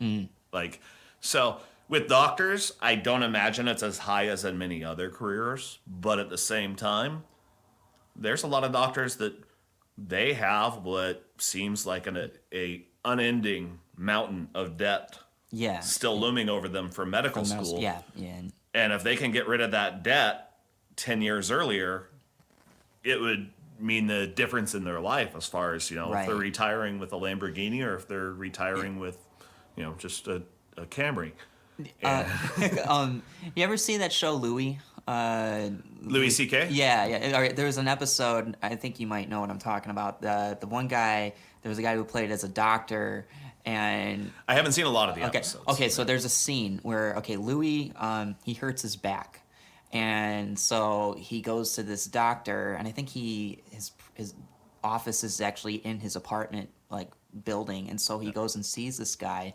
And so this guy, no greeting, like no hello or anything. He's in his office, like, and Louis like sitting there, and I don't even think he even was able to like sit down yet or something. Yeah. But this guy is just, he's eating a sandwich, and he's like just taking his time eating the sandwich, and he's got it, with a bottle of water, and you hear him like chewing kind of, and he takes forever, and he's like, what's the problem? And he goes, well, my back, my back hurts, and he's like, okay, and then he's like, well, can you do anything about it? He goes, well, it's my diagnosis says that your back hurts, and so that's like, brilliant, doctor. He's like, well, what can you do? He's like, is there anything you can do, or is there anything I can do, or whatever? And he goes, nothing. He said it's a problem with your spine. You need to be on all fours, and you see the spine isn't done developing, and he breaks it down to the point. He goes, I think it'll for it to really fully develop take about 20,000 years. And he's just talking about like humans evolving. Yeah, evolution as opposed to. So he just says this whole thing. And he's like, "That's it." Like he's like, and he goes, and then he eventually just goes, he goes, "Come back when you have something fun like blood disease." That's what I went to school for. And just no help at all, and just says that shit instead. Yeah. Well, I mean, specialists within any field actually are very much along those lines. Because they do have a knowledge set that is far beyond anybody else's, and a specificity that's involved with it and everything like that. And then all of a sudden they're asked generic questions, and it's like, I didn't spend an extra 4 years in school for these generic questions. Oh. Like, bring me something interesting or... Yeah. Oh, But then again, that wouldn't be a general practitioner that somebody would go to if they have a specialization in Right, bloodborne yeah. illnesses or whatever. Oh man, That's usually the marijuana doctor you go to if you have a sore back. Oh, yeah, Like yeah. like California during the Louis C.K. years. It's like, okay, like, do you, or I figured during that exact time it would have been like, okay, do you need a medicinal marijuana card or are you looking for like Oxycontin? Oh, And because a la Hollywood doctors, there was a ton of those that would sit there and just write prescriptions in so long as the person that asked them for it. Yeah. And with marijuana, I think okay, so like for me, because I smoke, but I kind of specifically smoke stuff like flower that contains CBD, and it helps me a great fucking deal. Right there, your beverage there, like, I mean, CBD, I think it is legit, and I it's like I think you're fucking. What's odd is I've been smoking pot for, before I was a lifelong bartender. Yeah. But the CBD usually actually brings me down a little bit. Like if I have a high THC flower, and then I have something with CBD in it, like I don't feel as much of the head high, but definitely less in the pain, like specifically arthritis in the hands and knee joints. Yeah, it's the real deal, I think. And to me, I think you're a fucking lunatic if you deny this being a helpful thing, whether you've ever had it, smoked it or whatever, like used it, and it's not even just that you don't need to use it with marijuana. Obviously, you can put it in a beverage. It's there's all sorts of products now that are like that. Specifically something like this, like I'm just happy it doesn't, like, because I've had so many, specifically people's cookies and stuff, where all it does is taste like I'm chewing on a hemp rope. Like I've had that. It's like, I come know on, what you're man, talking about. I want a cookie. You're ruining cookies for me. I'd rather just smoke it or like put a drop on my tongue or whatever. Oh, the very first time I ever ate an edible, it was by accident. It was back when I was living in Detroit, and I had this roommate, and he had somebody gave him a couple of cookies, and so he comes home with these cookies, and he gives me one. He doesn't tell me what it is. He's just like, "Hey, you want a cookie?" But were you a regular smoker by that point in time? I was kind of, I was doing it at the time, but I've kind of gone back and forth with it over the years. It wasn't your first time stoned. Yeah. Oh yeah. No. And so yeah, he goes, "You want a cookie?" I was like, "Sure." And so then I eat this whole fucking cookie, and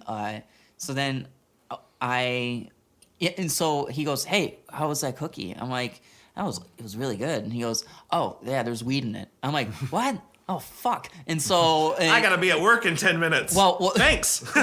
well, funny thing was, I had to. So one of my good friends, he was a promoter at the time for shows. He threw rock shows or whatever, and so sometimes I'd help him, and I'd help out with the show and whatever he needed me to do. And so he asked me to watch the back door of this VFW hall or whatever. And so I'm like, and he doesn't drink or smoke or anything. It's not really like a big deal to him, but it was. Just not his thing. Yeah, great. I'm gonna be fucking fried helping out my straight edge friend for his show, and so at least he gave you the back door rather than the front door. Yeah, that's allowed. Even I haven't done enough burping anyhow. So, so I had to go. I had to do that. The whole night I somehow did my job, and it was. But it was just, I think I admitted it to him because he looked at me. He's like, "Hey, are you all right?" Yeah. He's like, "Are you fucking?" He's like, "Are you drunk?" And I'm like, "No, dude, but I gotta fucking tell you, dude." And so I had to tell him, and he knew my roommate, and he's like, oh, that fucking asshole. Yeah.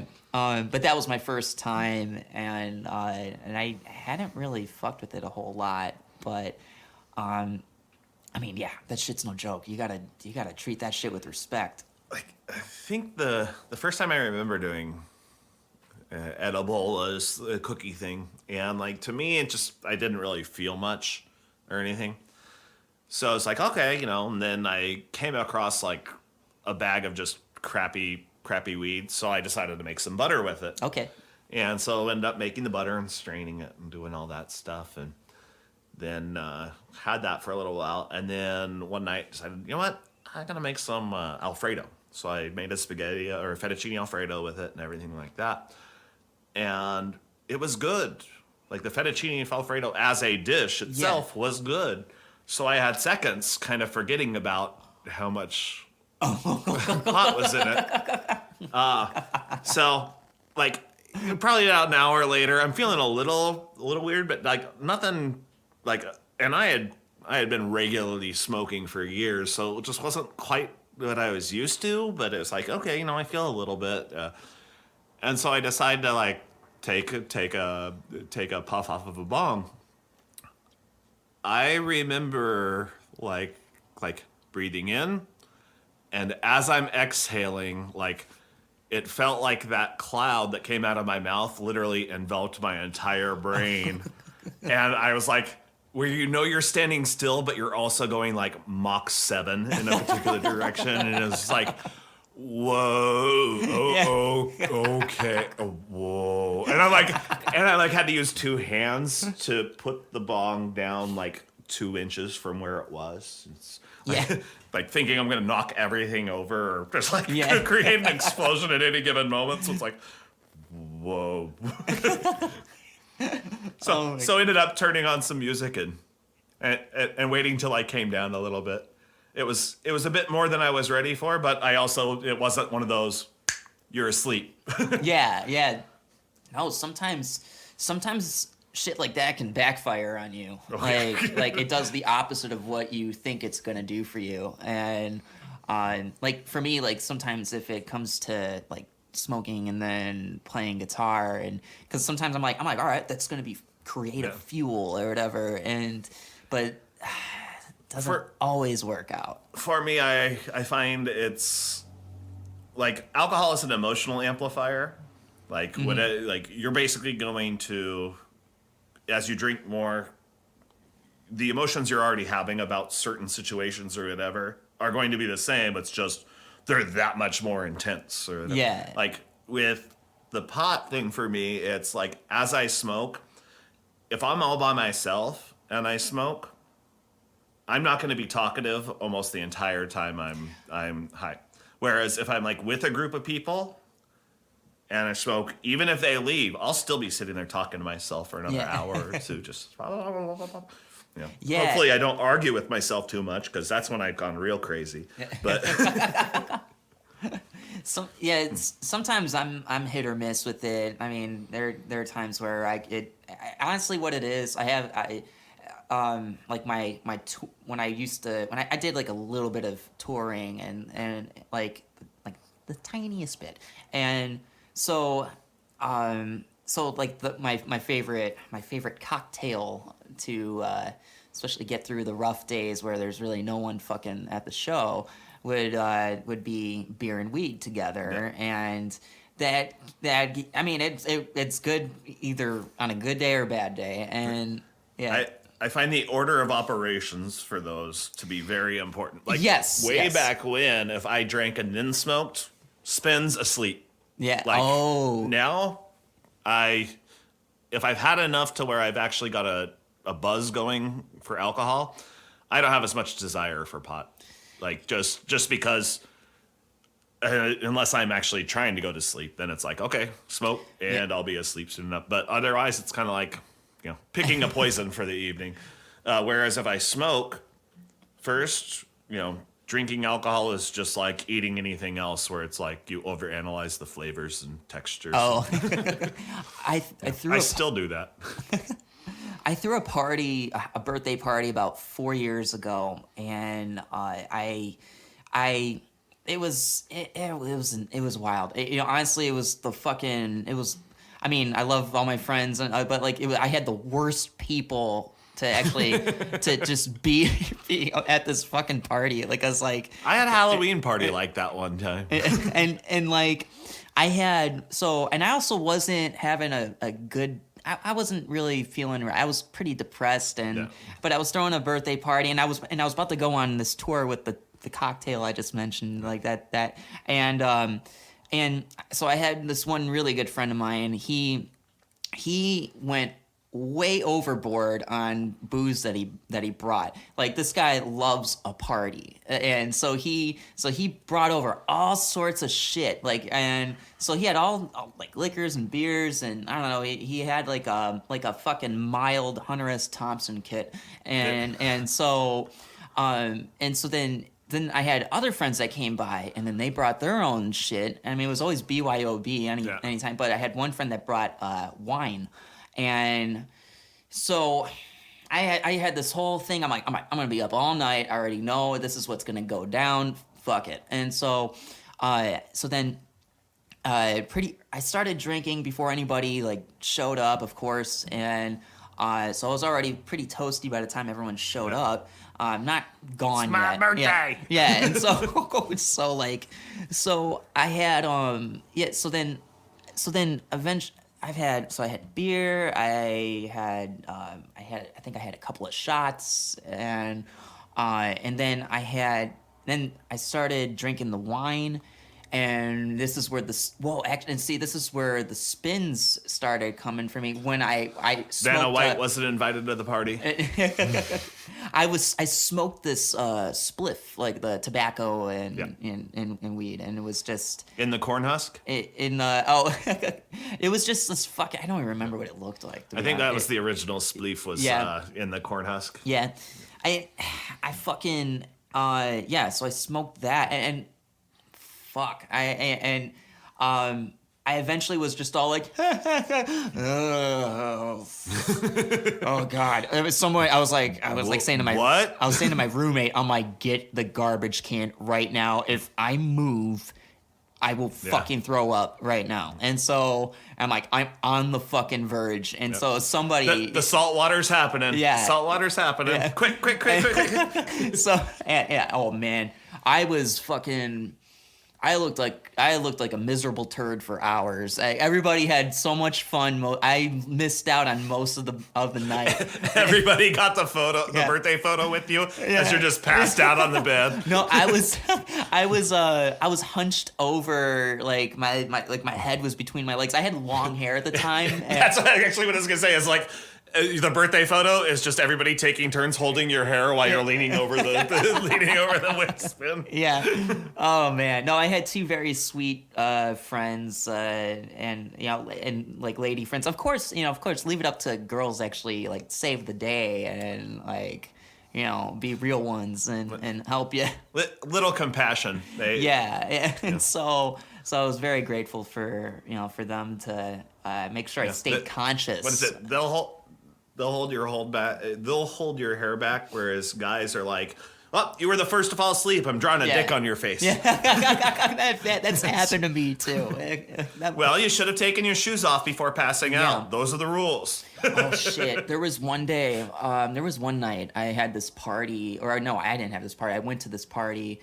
I was probably like 20 or 19 or 20, and I was still living with my parents at the time, and so I had forgotten, this was before I had facial hair, and so somebody drew a mustache on me, and I allowed it, and so it was a hell of a night, and I forgot that I had this on me. So so then my dad he can wake up to like anything, and so on my front door, the front door was just very, very loud, and there's just I used to have it down to a science to do it as as quiet as possible. But there's still that Yeah. click. But the thing was, I was out all night. I came home at around 7, and my dad was already awake, and so I'm like, How old were you at the time? I was 19 or 20, and Okay. and so then I was trying to unlock the door very quietly, but my dad was already about to get the newspaper, and so then he opens the door. And he sees me with this fucking drawn-on Yeah. mustache. He already knew what the fuck happened, and I was like, "Hey," and I didn't know, and I Yeah, didn't. you forgot that yeah. it was there? And, Yeah. then, and when I went to use the bathroom and look in the mirror, and I'm like, "Oh shit!" But No, Dad, I was well behaved last night. Nothing wrong, nothing at all. Okay, Burt Reynolds. Yeah. Whatever you say. There was and then a few years later, there was another night where I came home at the middle of the night. It was my friend's birthday, and it was at our favorite dive bar, and my buddy bought me the most expensive shot in the bar, which was like only $7, and it tasted like vegetable juice. But it was fucking strong. I don't remember what it was. It was clear, and as soon as I took the shot, Probably I felt some sorghum liquor or something. I felt it coursing through my veins. I felt like I was turning into a fucking superhero or something. and so then Gummy berry juice. yeah. So then I eventually end of the night happens, and I get dropped off, and so I'm thinking, like, once again being very quiet. I'm like, I got this down now. I'm not gonna wake up anybody. 2 years of Yeah. stealth training. I Yeah. can get past this front door. Yeah, and so I'm thinking I'm being very quiet, I'm being very slick, and so in my drunk mind, I'm all, very, and then I. Please tell me you were singing the Mission Impossible theme. It was in my fucking head, that's for sure. Yeah. So then I go. So then I'm like, I close the door, and then my dog starts barking and wakes up my dad.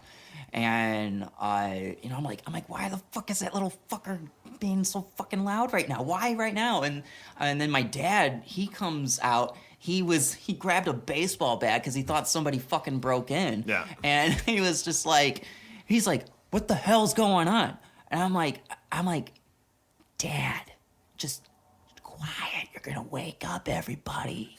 And he's like, what? And I'm like, I'm already awake. Yeah. And he's just. He goes, what the hell is going on? Why are you home so fucking late? And I'm like, shh. and so yeah. Oh yeah, I can definitely see how it's like. We'll talk about it tomorrow. Yeah. He didn't want to get into it then, and he knew I was fucking hammered. If he had a vendetta, though, he would have woken you up by a leaf blower outside your window, knowing the hangover repercussions of it. Oh, he was pissed the next day, and I guess I was fucking very loud walking in, and once again, din din. Dun dun dun dun dun. Crash, Crash, crash. I thought I was slick. Nope, not a chance. I was not. And so, my dad was so fucking mad. Yeah. I had one getting home from a late night evening thing with my parents. This is actually back when I was about 17, and I was actually well behaved that evening. We had gone to a rave in downtown San Francisco, the Cool World rave. And it was a lot of fun and everything, but I was a designated driver, and there's about 5 other people with me. And my mom, she had to go to Sacramento that day or something for work. So I was under the impression that she would have been, she said she was leaving around 6. So I was under the impression that by the time I got back home, she would have already gone already and stuff. And one of the people at the rave was just like, oh, I live in, Martinez, which is right next to where I had lived. So it's like, can I get a ride? And it's like, okay, So since it's, it's a 45-minute drive and he just happens to live within 3 minutes of me. So it's like, okay, yeah, I can get you around there. I don't know what this guy took, but by the time we got to where we were driving around the area, he didn't recognize any part of this town or anything. And finally, it was just after I'm guessing about half an hour. And this is 6:37 in the morning, and I hadn't gone to sleep at all. I'm finally like, you know what? Just get the fuck out of the car. Yeah. So turn around, drive back home. Literally, as I'm pulling into the driveway, my mom is just pulling out. And she sees me pulling in, and she's just like, we'll talk about this when we get home. And I knew how busted I was, so it was kind of like, I couldn't tell my mom, like I told her since, but like at that time I couldn't tell my mom the actual story that we had been in downtown San Francisco at a rave. Even though I hadn't done any drugs or anything like that. The fact that we were there, especially at that time, my mom would have just been like, hell no, you're grounded for the rest of your life. Yeah. And like, but at the same time, like, in retrospect, it's like, no, we were all going to go anyway. It's just, at least this way, we had a designated driver that wasn't doing anything. Right. Oh, my God. Yeah. Oh, my. Yeah, that was to be young. And, yeah. For me, it's to be naive enough to not know when something is a mistake and have the fun of going through that mistake. Yeah. Like, because there's so much stuff now that it's like, oh, no, I know how this would be fun, but I know the entirety of what this costs, and it's, nope, it's not for me. Yeah. I mean, I don't know. I think living life experiences like that and having consequences to them too, like sure, but you had a great time, and you may have gotten in trouble for it, but I was too young when I learned the rule or the phrase. The only difference between a fool and a wise man is that a wise man is willing to learn from the fool. So it's like through that. When friends made mistakes of dating the wrong person or doing this, it's like, I mean, we don't even recognize it as far as dating the wrong person within ourselves, because it's like we look at the specifics of that individual as opposed to the archetype that we find ourselves continuously going back to. Like, because for me, as far as the dating like thing, it was like for women, it's called the Florence Nightingale complex. For men, it's the knight in shining armor thing. Yeah. And it's finding somebody that has like some sort of major damage or problem, like not caused by myself or anything like that, but if in that relationship I know my role as a helper or role as like, it had far less to do with the issue. It had more to do with me just not being comfortable, not knowing what my role within that relationship was. Yeah. And like so. And it took me a while to figure that out. But there were other like dating mishaps and stuff that it's like I'd see a friend do it and it's just like, oh, I can quickly learn not to do that. Yeah. Oh, yeah. Oh, I've definitely learned lessons at the expense of friends. That's for sure. I have to pee again. I'm very sorry. Oh, no worries. Yeah. All right. We'll be right back one more time. Tell me, do you think there is life on other planets? Well, I'm not quite sure, but I suppose there would be. No, you think definitely. Definitely. Have you seen this life and where? Oh, I've seen a flying saucer. You've seen one? Yes, definitely. At Lane Cove, When was it? 1953. You don't think this is a figment of your imagination? Several other people with me saw it. You are the same figment. What did it look like? It was standing up there, still. All right, we're back, and we were just talking about during our break here, we were talking about like time, and because you had mentioned that you wanted to talk about time travel, and that's something with Josh that would be a very good conversation to have. Well, everybody has different philosophies on which style of time travel would be possible and such, so. And usually we describe them by movies in the idea of, this is the butterfly effect style. This is the, the Back to the Future style or whatever. I always had the idea of going forward in time is just time dilation, like a la, being in orbit around the Earth or around a black hole or whatever. Whereas moving backwards in time, the only way that would actually, like, from a first-person perspective, it would seem like that's what's happening, is you went back on time. The reality, however, being that the moment you went back in time, you went to a parallel universe. So there are, like, even if you killed the dad of this universe, you as an entity would never be destructed or anything by that, because the dad that you killed is not your dad in your universe.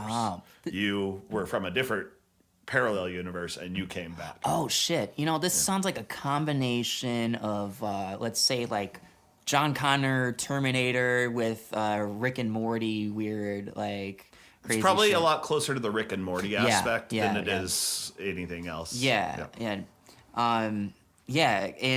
And because like another thing, because I'm going a little bit into space with this, but like, you know, like when you look up into the stars, especially if you're able to see certain stars like deep, like the galaxies, and see how many light years away, just like, you know, the term light year of just, you know, how far that light has traveled here. You know, we're looking back in time when we look at this shit, which is, you know, it's fucking insane. You know, so it's a weird thing when you can look at time. That, and to think that, like, when you're pointing at a star in the sky, where you're pointing, no matter how accurate it seems to you, is hundreds to thousands of years away from that point to where the actual star is, let alone any planets on it or whatever. For sure. And then, like, I mean, does that star even exist anymore if you really... Oh, in a lot of cases, like, there are certain cases where it's like, we know that, oh, this is going to be a supernova or whatever. And like, because of the distance traveled, we know that's already actually happened. Yeah. Like, Oh man. See, I love fucking talking about shit like that. It's, cause that's when and I think I've I've probably mentioned this to Josh too before, is, you know, like I did say this to Josh in the podcast I did with him, which was, like, you know, we as humans, we're very self-absorbed into our own shit, and we don't really think about... We think we can communicate with aliens, and yet we can't communicate with dolphins, which have bigger brains than we do. Yeah. Which, right.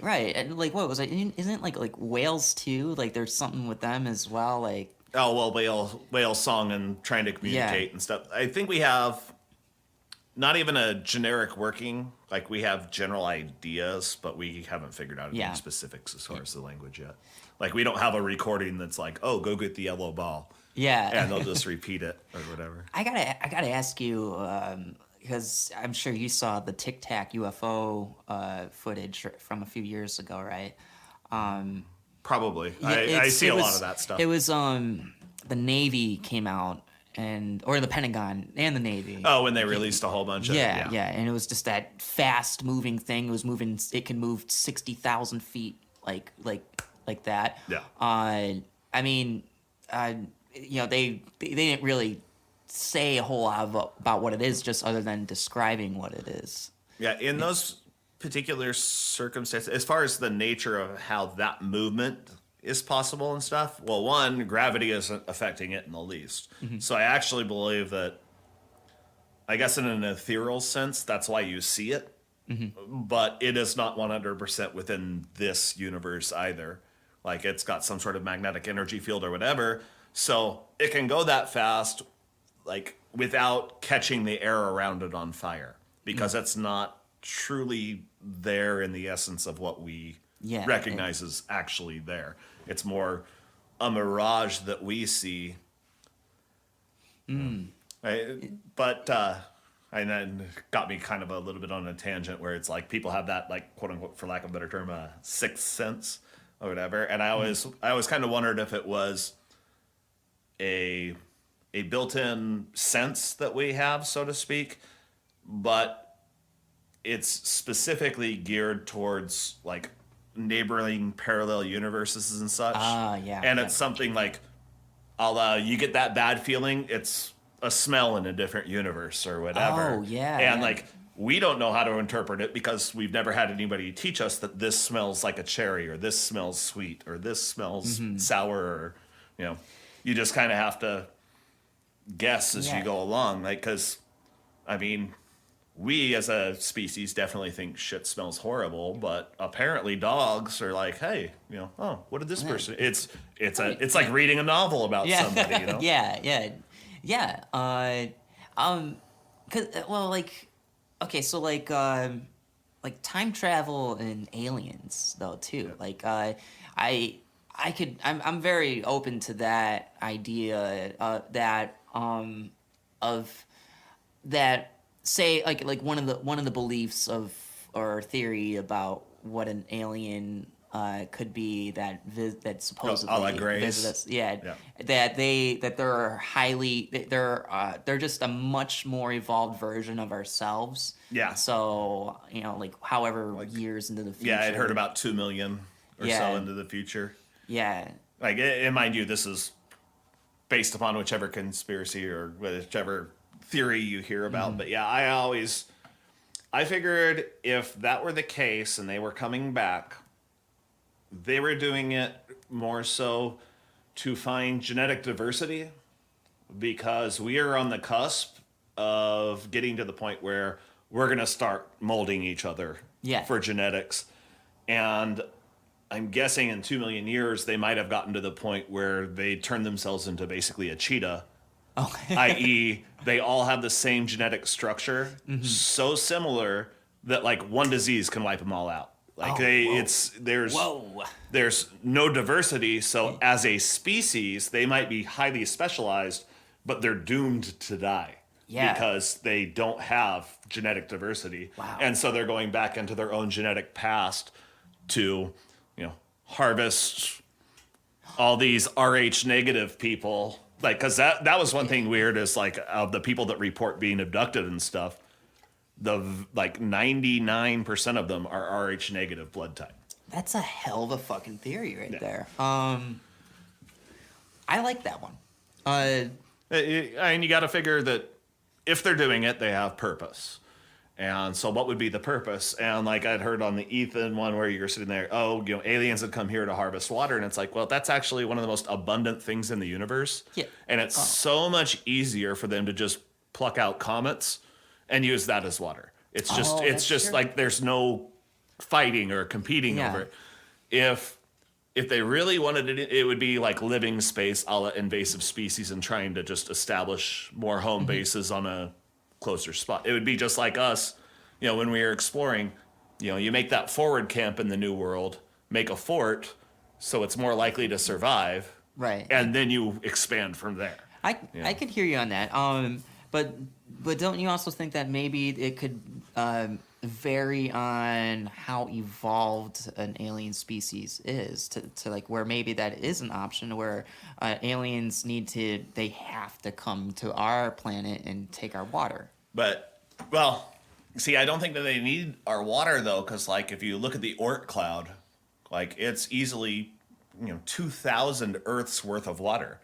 Why do you need to come to the place that would have things fighting against you when you can get it without any of the risk? I mean, mind you, anything that can move intergalactically or inter solar system is way beyond us and could, it's about as difficult as, a professional wrestler taking on a kindergartner. It's not a competition by any means, but at the same time, with water, it's, as far as compounds go, it is one of the most prevalent compounds in the universe. So water wouldn't be what they were after. Like gold would be far more likely because you have to have supernova and able to create gold in the first place. And the electric conductivity properties of gold are more likely for highly advanced civilizations.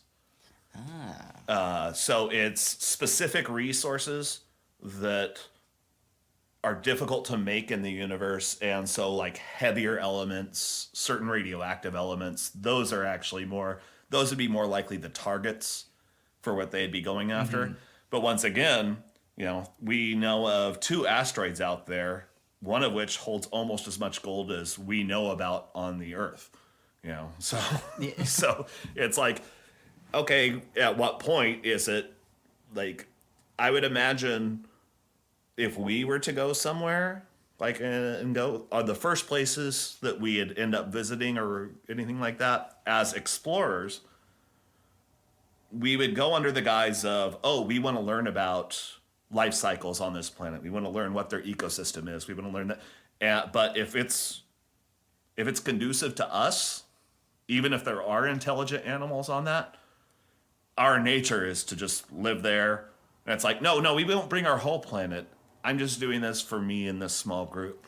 But all of that, me and my small group, they want to have kids because they should be allowed to live out their lives and my kids should be allowed to have kids. And it's just exponential growth at some point. If everybody's having kids, nobody's dying. There will be conflict as far as space and resources.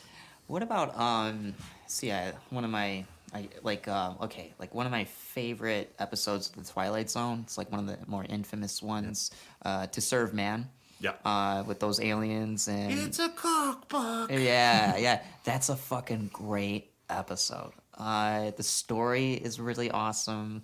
Especially for like back then when that came out, and just how like creepy that had to have been. I think my favorite Twilight Zone was the man and his dog. The southern guy and his coon dog. Yeah. And it's just like, oh, just this way to heaven. Okay, I'm just looking for my dog. And he's like, nope, no dogs allowed in here. And he's like, well, then that's no heaven for me. I'll go somewhere else. And it was like, that was actually the road to hell. Dogs aren't allowed in hell. Yeah. That's a great episode too. Oh shit. Yeah, that show. And that show, I don't know if you noticed it too. But Rod Serling, what he was really getting at with a lot of these episodes, if not all of them, was he was kind of touching on social issues too. Oh yeah. Especially during that time, and it's very relevant today. Across the board, most social issues are usually bred out of ignorance. It's somebody being afraid of something they don't know about, and that across the board. I mean, you can go to Hitchcock as well. Like that suspense, there's a great amount of value in the fear of the unknown for storytelling purposes.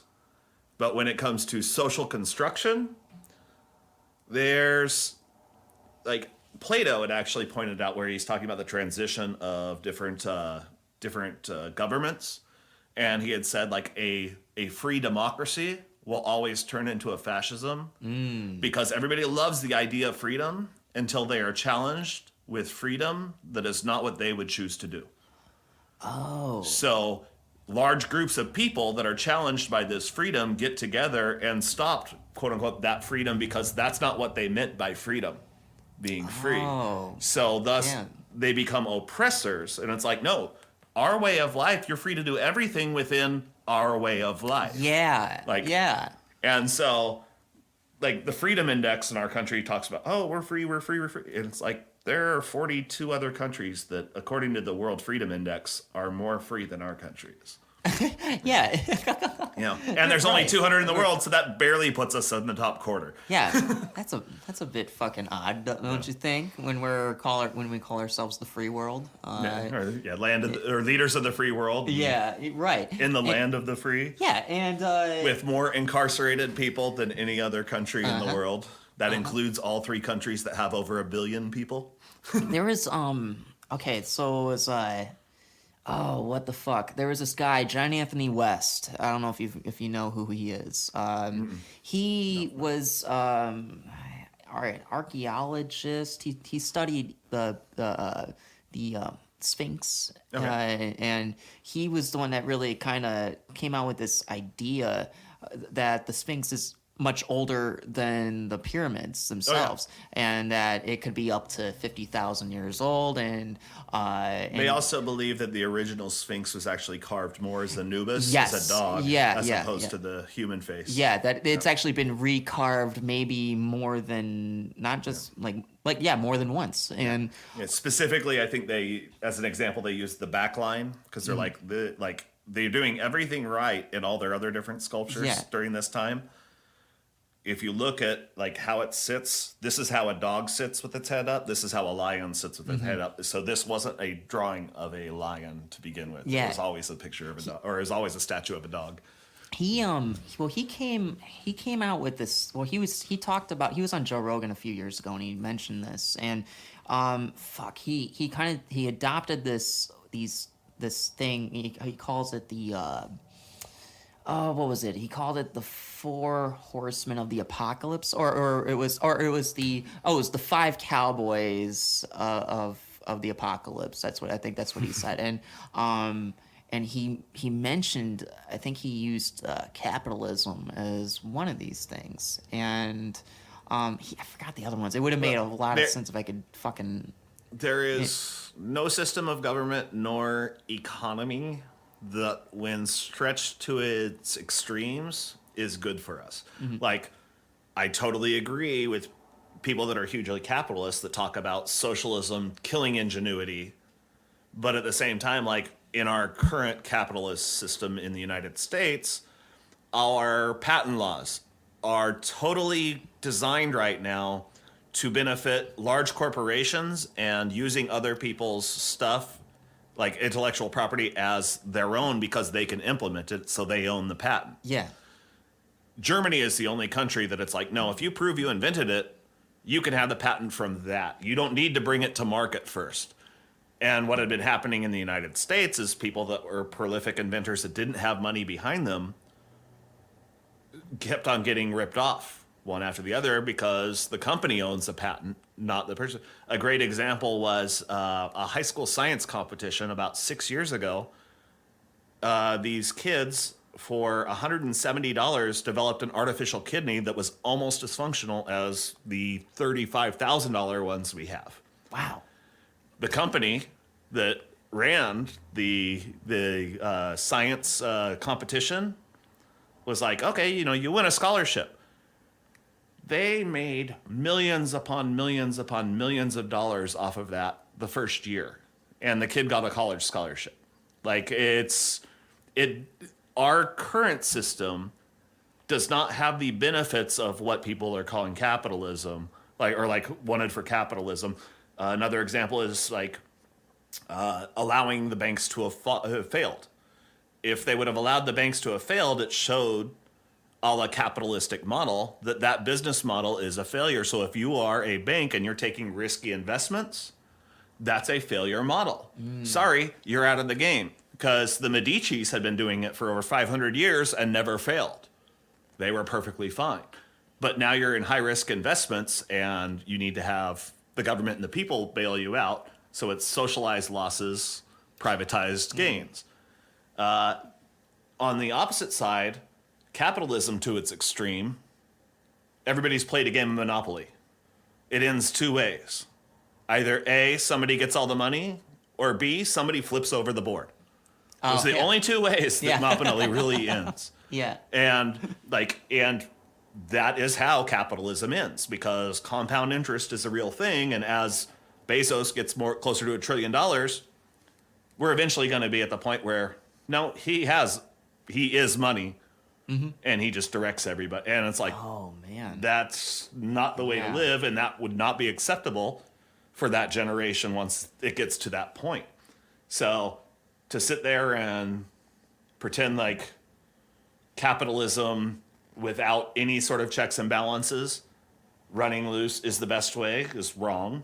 But socialism, same way, running to its extent, completely wrong.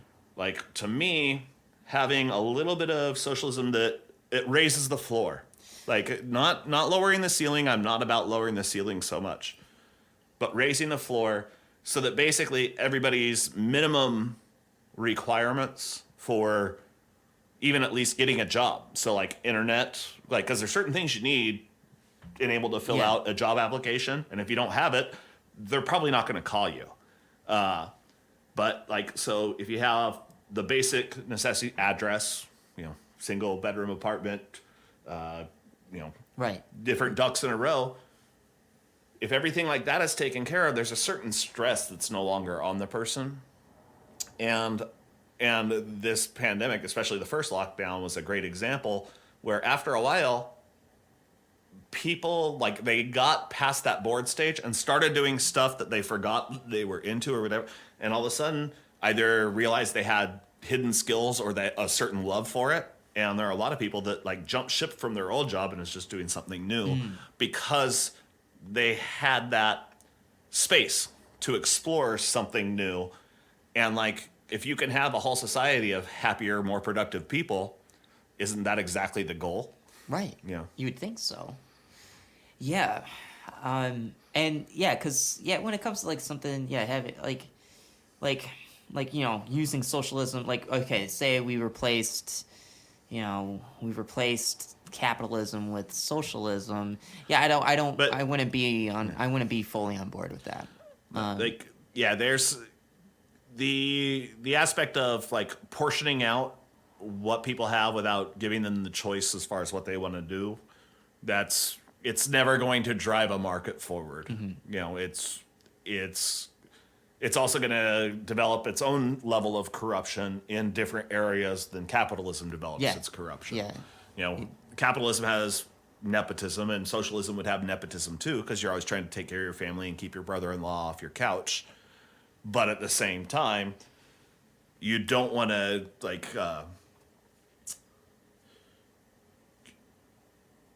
you don't want to appear to be giving somebody a higher class type situation, because the nature of humanity, and it goes back to that whole, I'm perfectly fine being worse off in 10 years as long as I'm better off than my neighbor. It's about comparisons. And I think that's an egocentric way.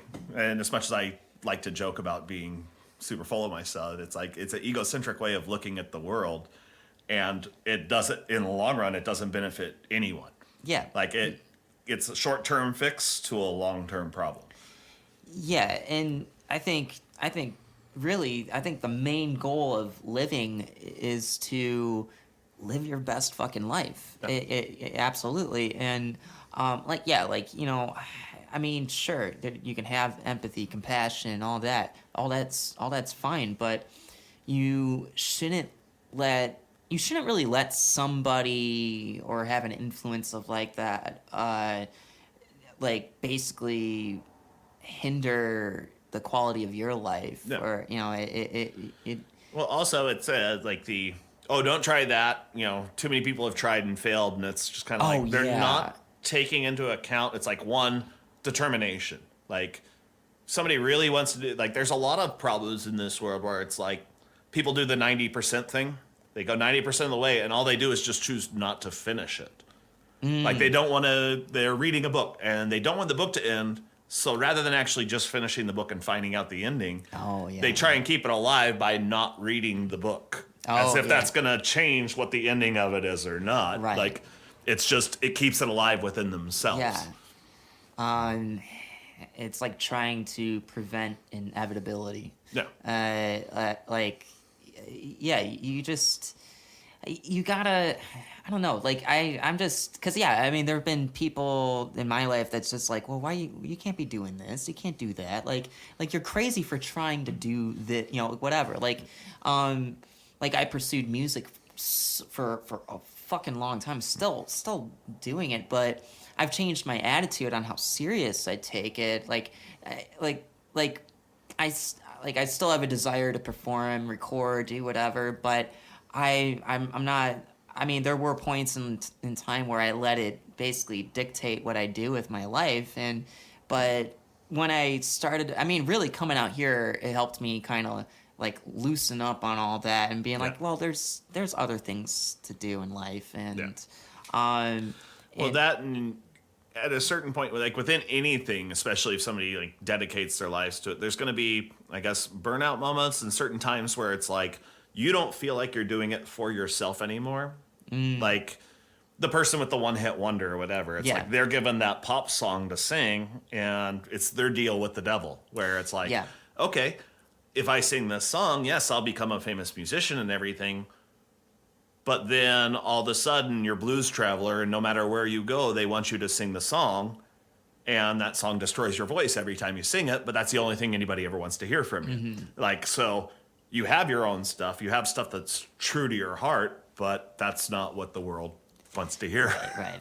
Yeah. So it's like within any given career, it's like I believe that there's a certain amount that enable to long term maintain success is you have to have your own love for it and your own focus. Absolutely. Because if you're not doing it in some degree for yourself and for like the creative aspect or whatever, then you're just not gonna be happy with what you're doing. Absolutely. And too many people live in misery these days. Absolutely. Yeah. I've had people in music, just local people that I saw failure written all over their faces when they start saying like, oh, I got to get paid for this. I got to get paid Yeah. for it. It's just like, well, wait a second. You got to create the fucking music. You got to hit a home run with this shit. So I'm like,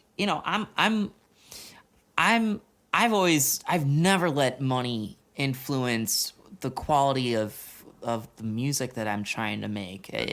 I've been in groups where I've had band members that kind of cared about that, and I usually don't do that. I don't collab with people like that.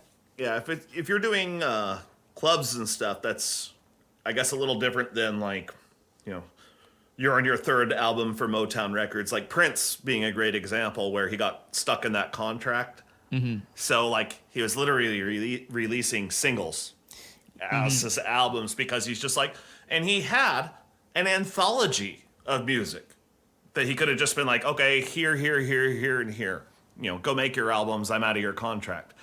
That's not what he chose to do though, because he had time. So he's still choosing to like figure out stuff that he loved, like because he was constantly making new music. It's just he didn't. Like, he is very good about going, okay, this is a great song. I'm not the person that should sing it. Yeah, Yeah. yeah. Hey, look, a bald Irish girl. Okay, let's give that to her, Yeah, well, right.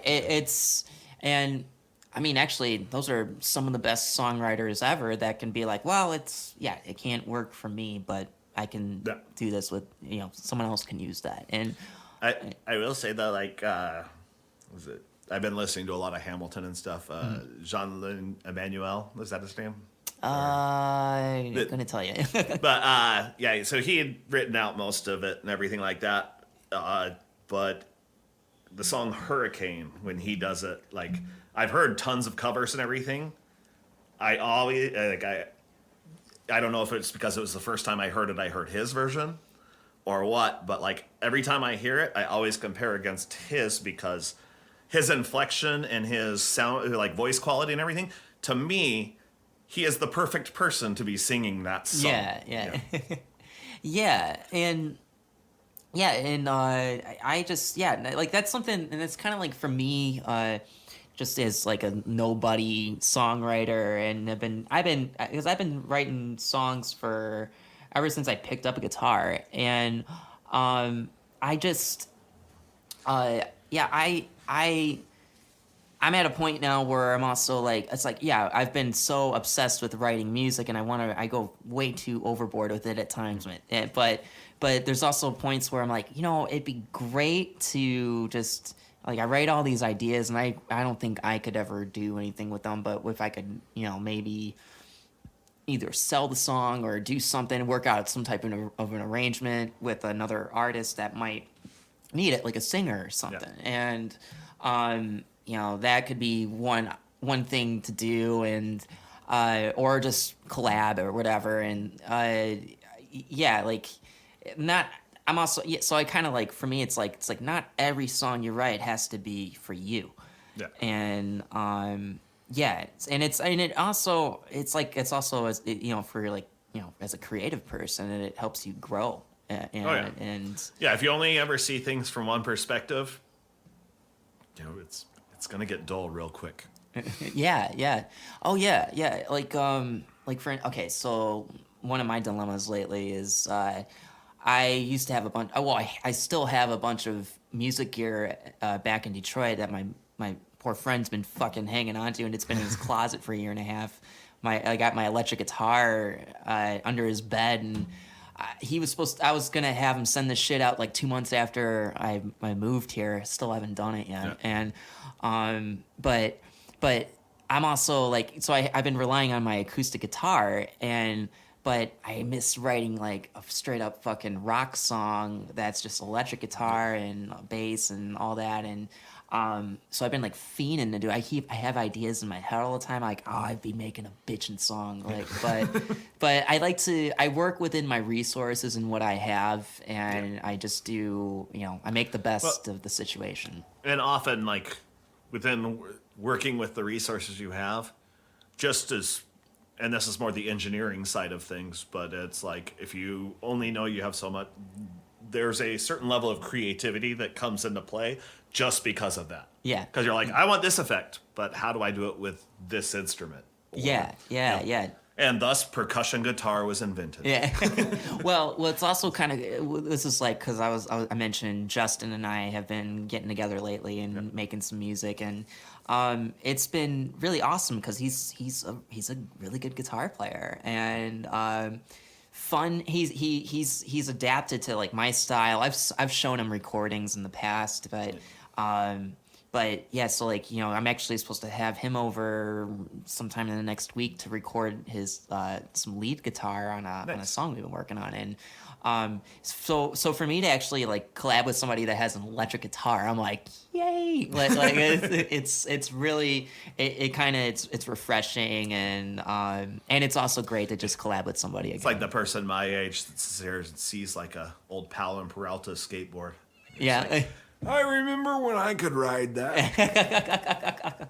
Man, you would have to talk to Brandon about skateboarding. He's very in that scene. Some of those old ones, like some of those old decks, are worth so much money right now. Yeah. Like, no, I mean, because they were like Jeff Phillips and Palo and Peralta, and some of those, they were just like they were Tony Hawk, where it was, and this was before Birdhouse was even a company, and like, so different famous boarders had their own board and design and such, but the Palo and Peralta ones, like I remember they were very popular in Central California with people that were ramp, like that did a lot of ramp stuff. So they would just get torn to shit and broken and everything like that. So much like comic books before World War II, there just aren't a lot of them left because they've been destroyed. Yeah. So that's why they're worth so much money now. I tried skateboarding when I was in middle school. What a bad idea that was for me. It ended like I tried ollieing twice. I did too, and I actually did it once. Well, you were successful one more time than I was. Well, there were other times where I was just trying to figure out balance because with my disability, I got no fucking sense of balance really. Like, and so I had a neighbor of mine that I grew up with that skated, and he was teaching me how to like lean forward and into with the board riding, and so I'd practice by going down driveways. Push down here and then forward with this foot. That seems counterintuitive. Just do it. He saved my fucking life once because I was over hanging out with him, and he was usually skating on his street. I was on a neighbor's driveway across the street from his house, and I started going down, and he kept signaling me to stop. And I'm finally getting down without falling. I'm going, but he had to fucking damn near tackle me because I would have been hit by a fucking white Cadillac. And so after that, I'm like, you know what? I think I should fucking stop doing this. Not so much for me. I'm never gonna be in the X Games, so I'm not gonna. I don't see myself doing a 900 anytime soon. So only X Games that I'd be in, it's spelled EX. And most people that have been in any sort of relationship don't want to participate in X Games. There's a reason why you left that person in the first place. Oh shit. Yeah. Relationship and games. That's not a good mix. No, not so much. Well, not games in the relationship, but I honestly, if I can play games with the person, i.e., like actually playing video games or actually playing board D&D, games or D&D. yeah. Like that I enjoy because it's shared activity. Yeah, exactly. Like I would like if I ever fucking date somebody again, I don't know. I'd like to play fucking chess with with them or whatever, and obviously that's something I've been doing lately too, and because chess is a good fucking game. Oh, it's a lot of fun. I wanna try and learn to play Go. Oh, I keep hearing about this game. I never really fucking thank you. It's the Drop my pen. It's that Chinese game with all the white and black little buttons or circles, and it's more about controlling territory than it is like capturing a king or anything like that. You just want to wall off certain, and whoever has the most walled off territory on the board wins. Okay, yeah, because someone, I think Josh was telling me that this is like this game got pretty popular around here in Portland, and so I mean it's always been popular in my neighborhood, but I have a very heavy Laotian and Vietnamese and Chinese population, like within like 3 blocks of my neighborhood or so. So yeah, my next door neighbor actually, he like in the summers his garage door's open, and him and about 3 of his friends will sit there and have like Go tournaments. Yeah. Oh man, you know what? They get into it too. It's pretty fun. Yeah, I'll have to try that game out sometime. It does. I don't want to play with them because I know I'll just get schooled so quick, and I get like it's basically if I'm trying to play their game, it would be like playing chess for the first time, and it's like, wait, how does this piece move again?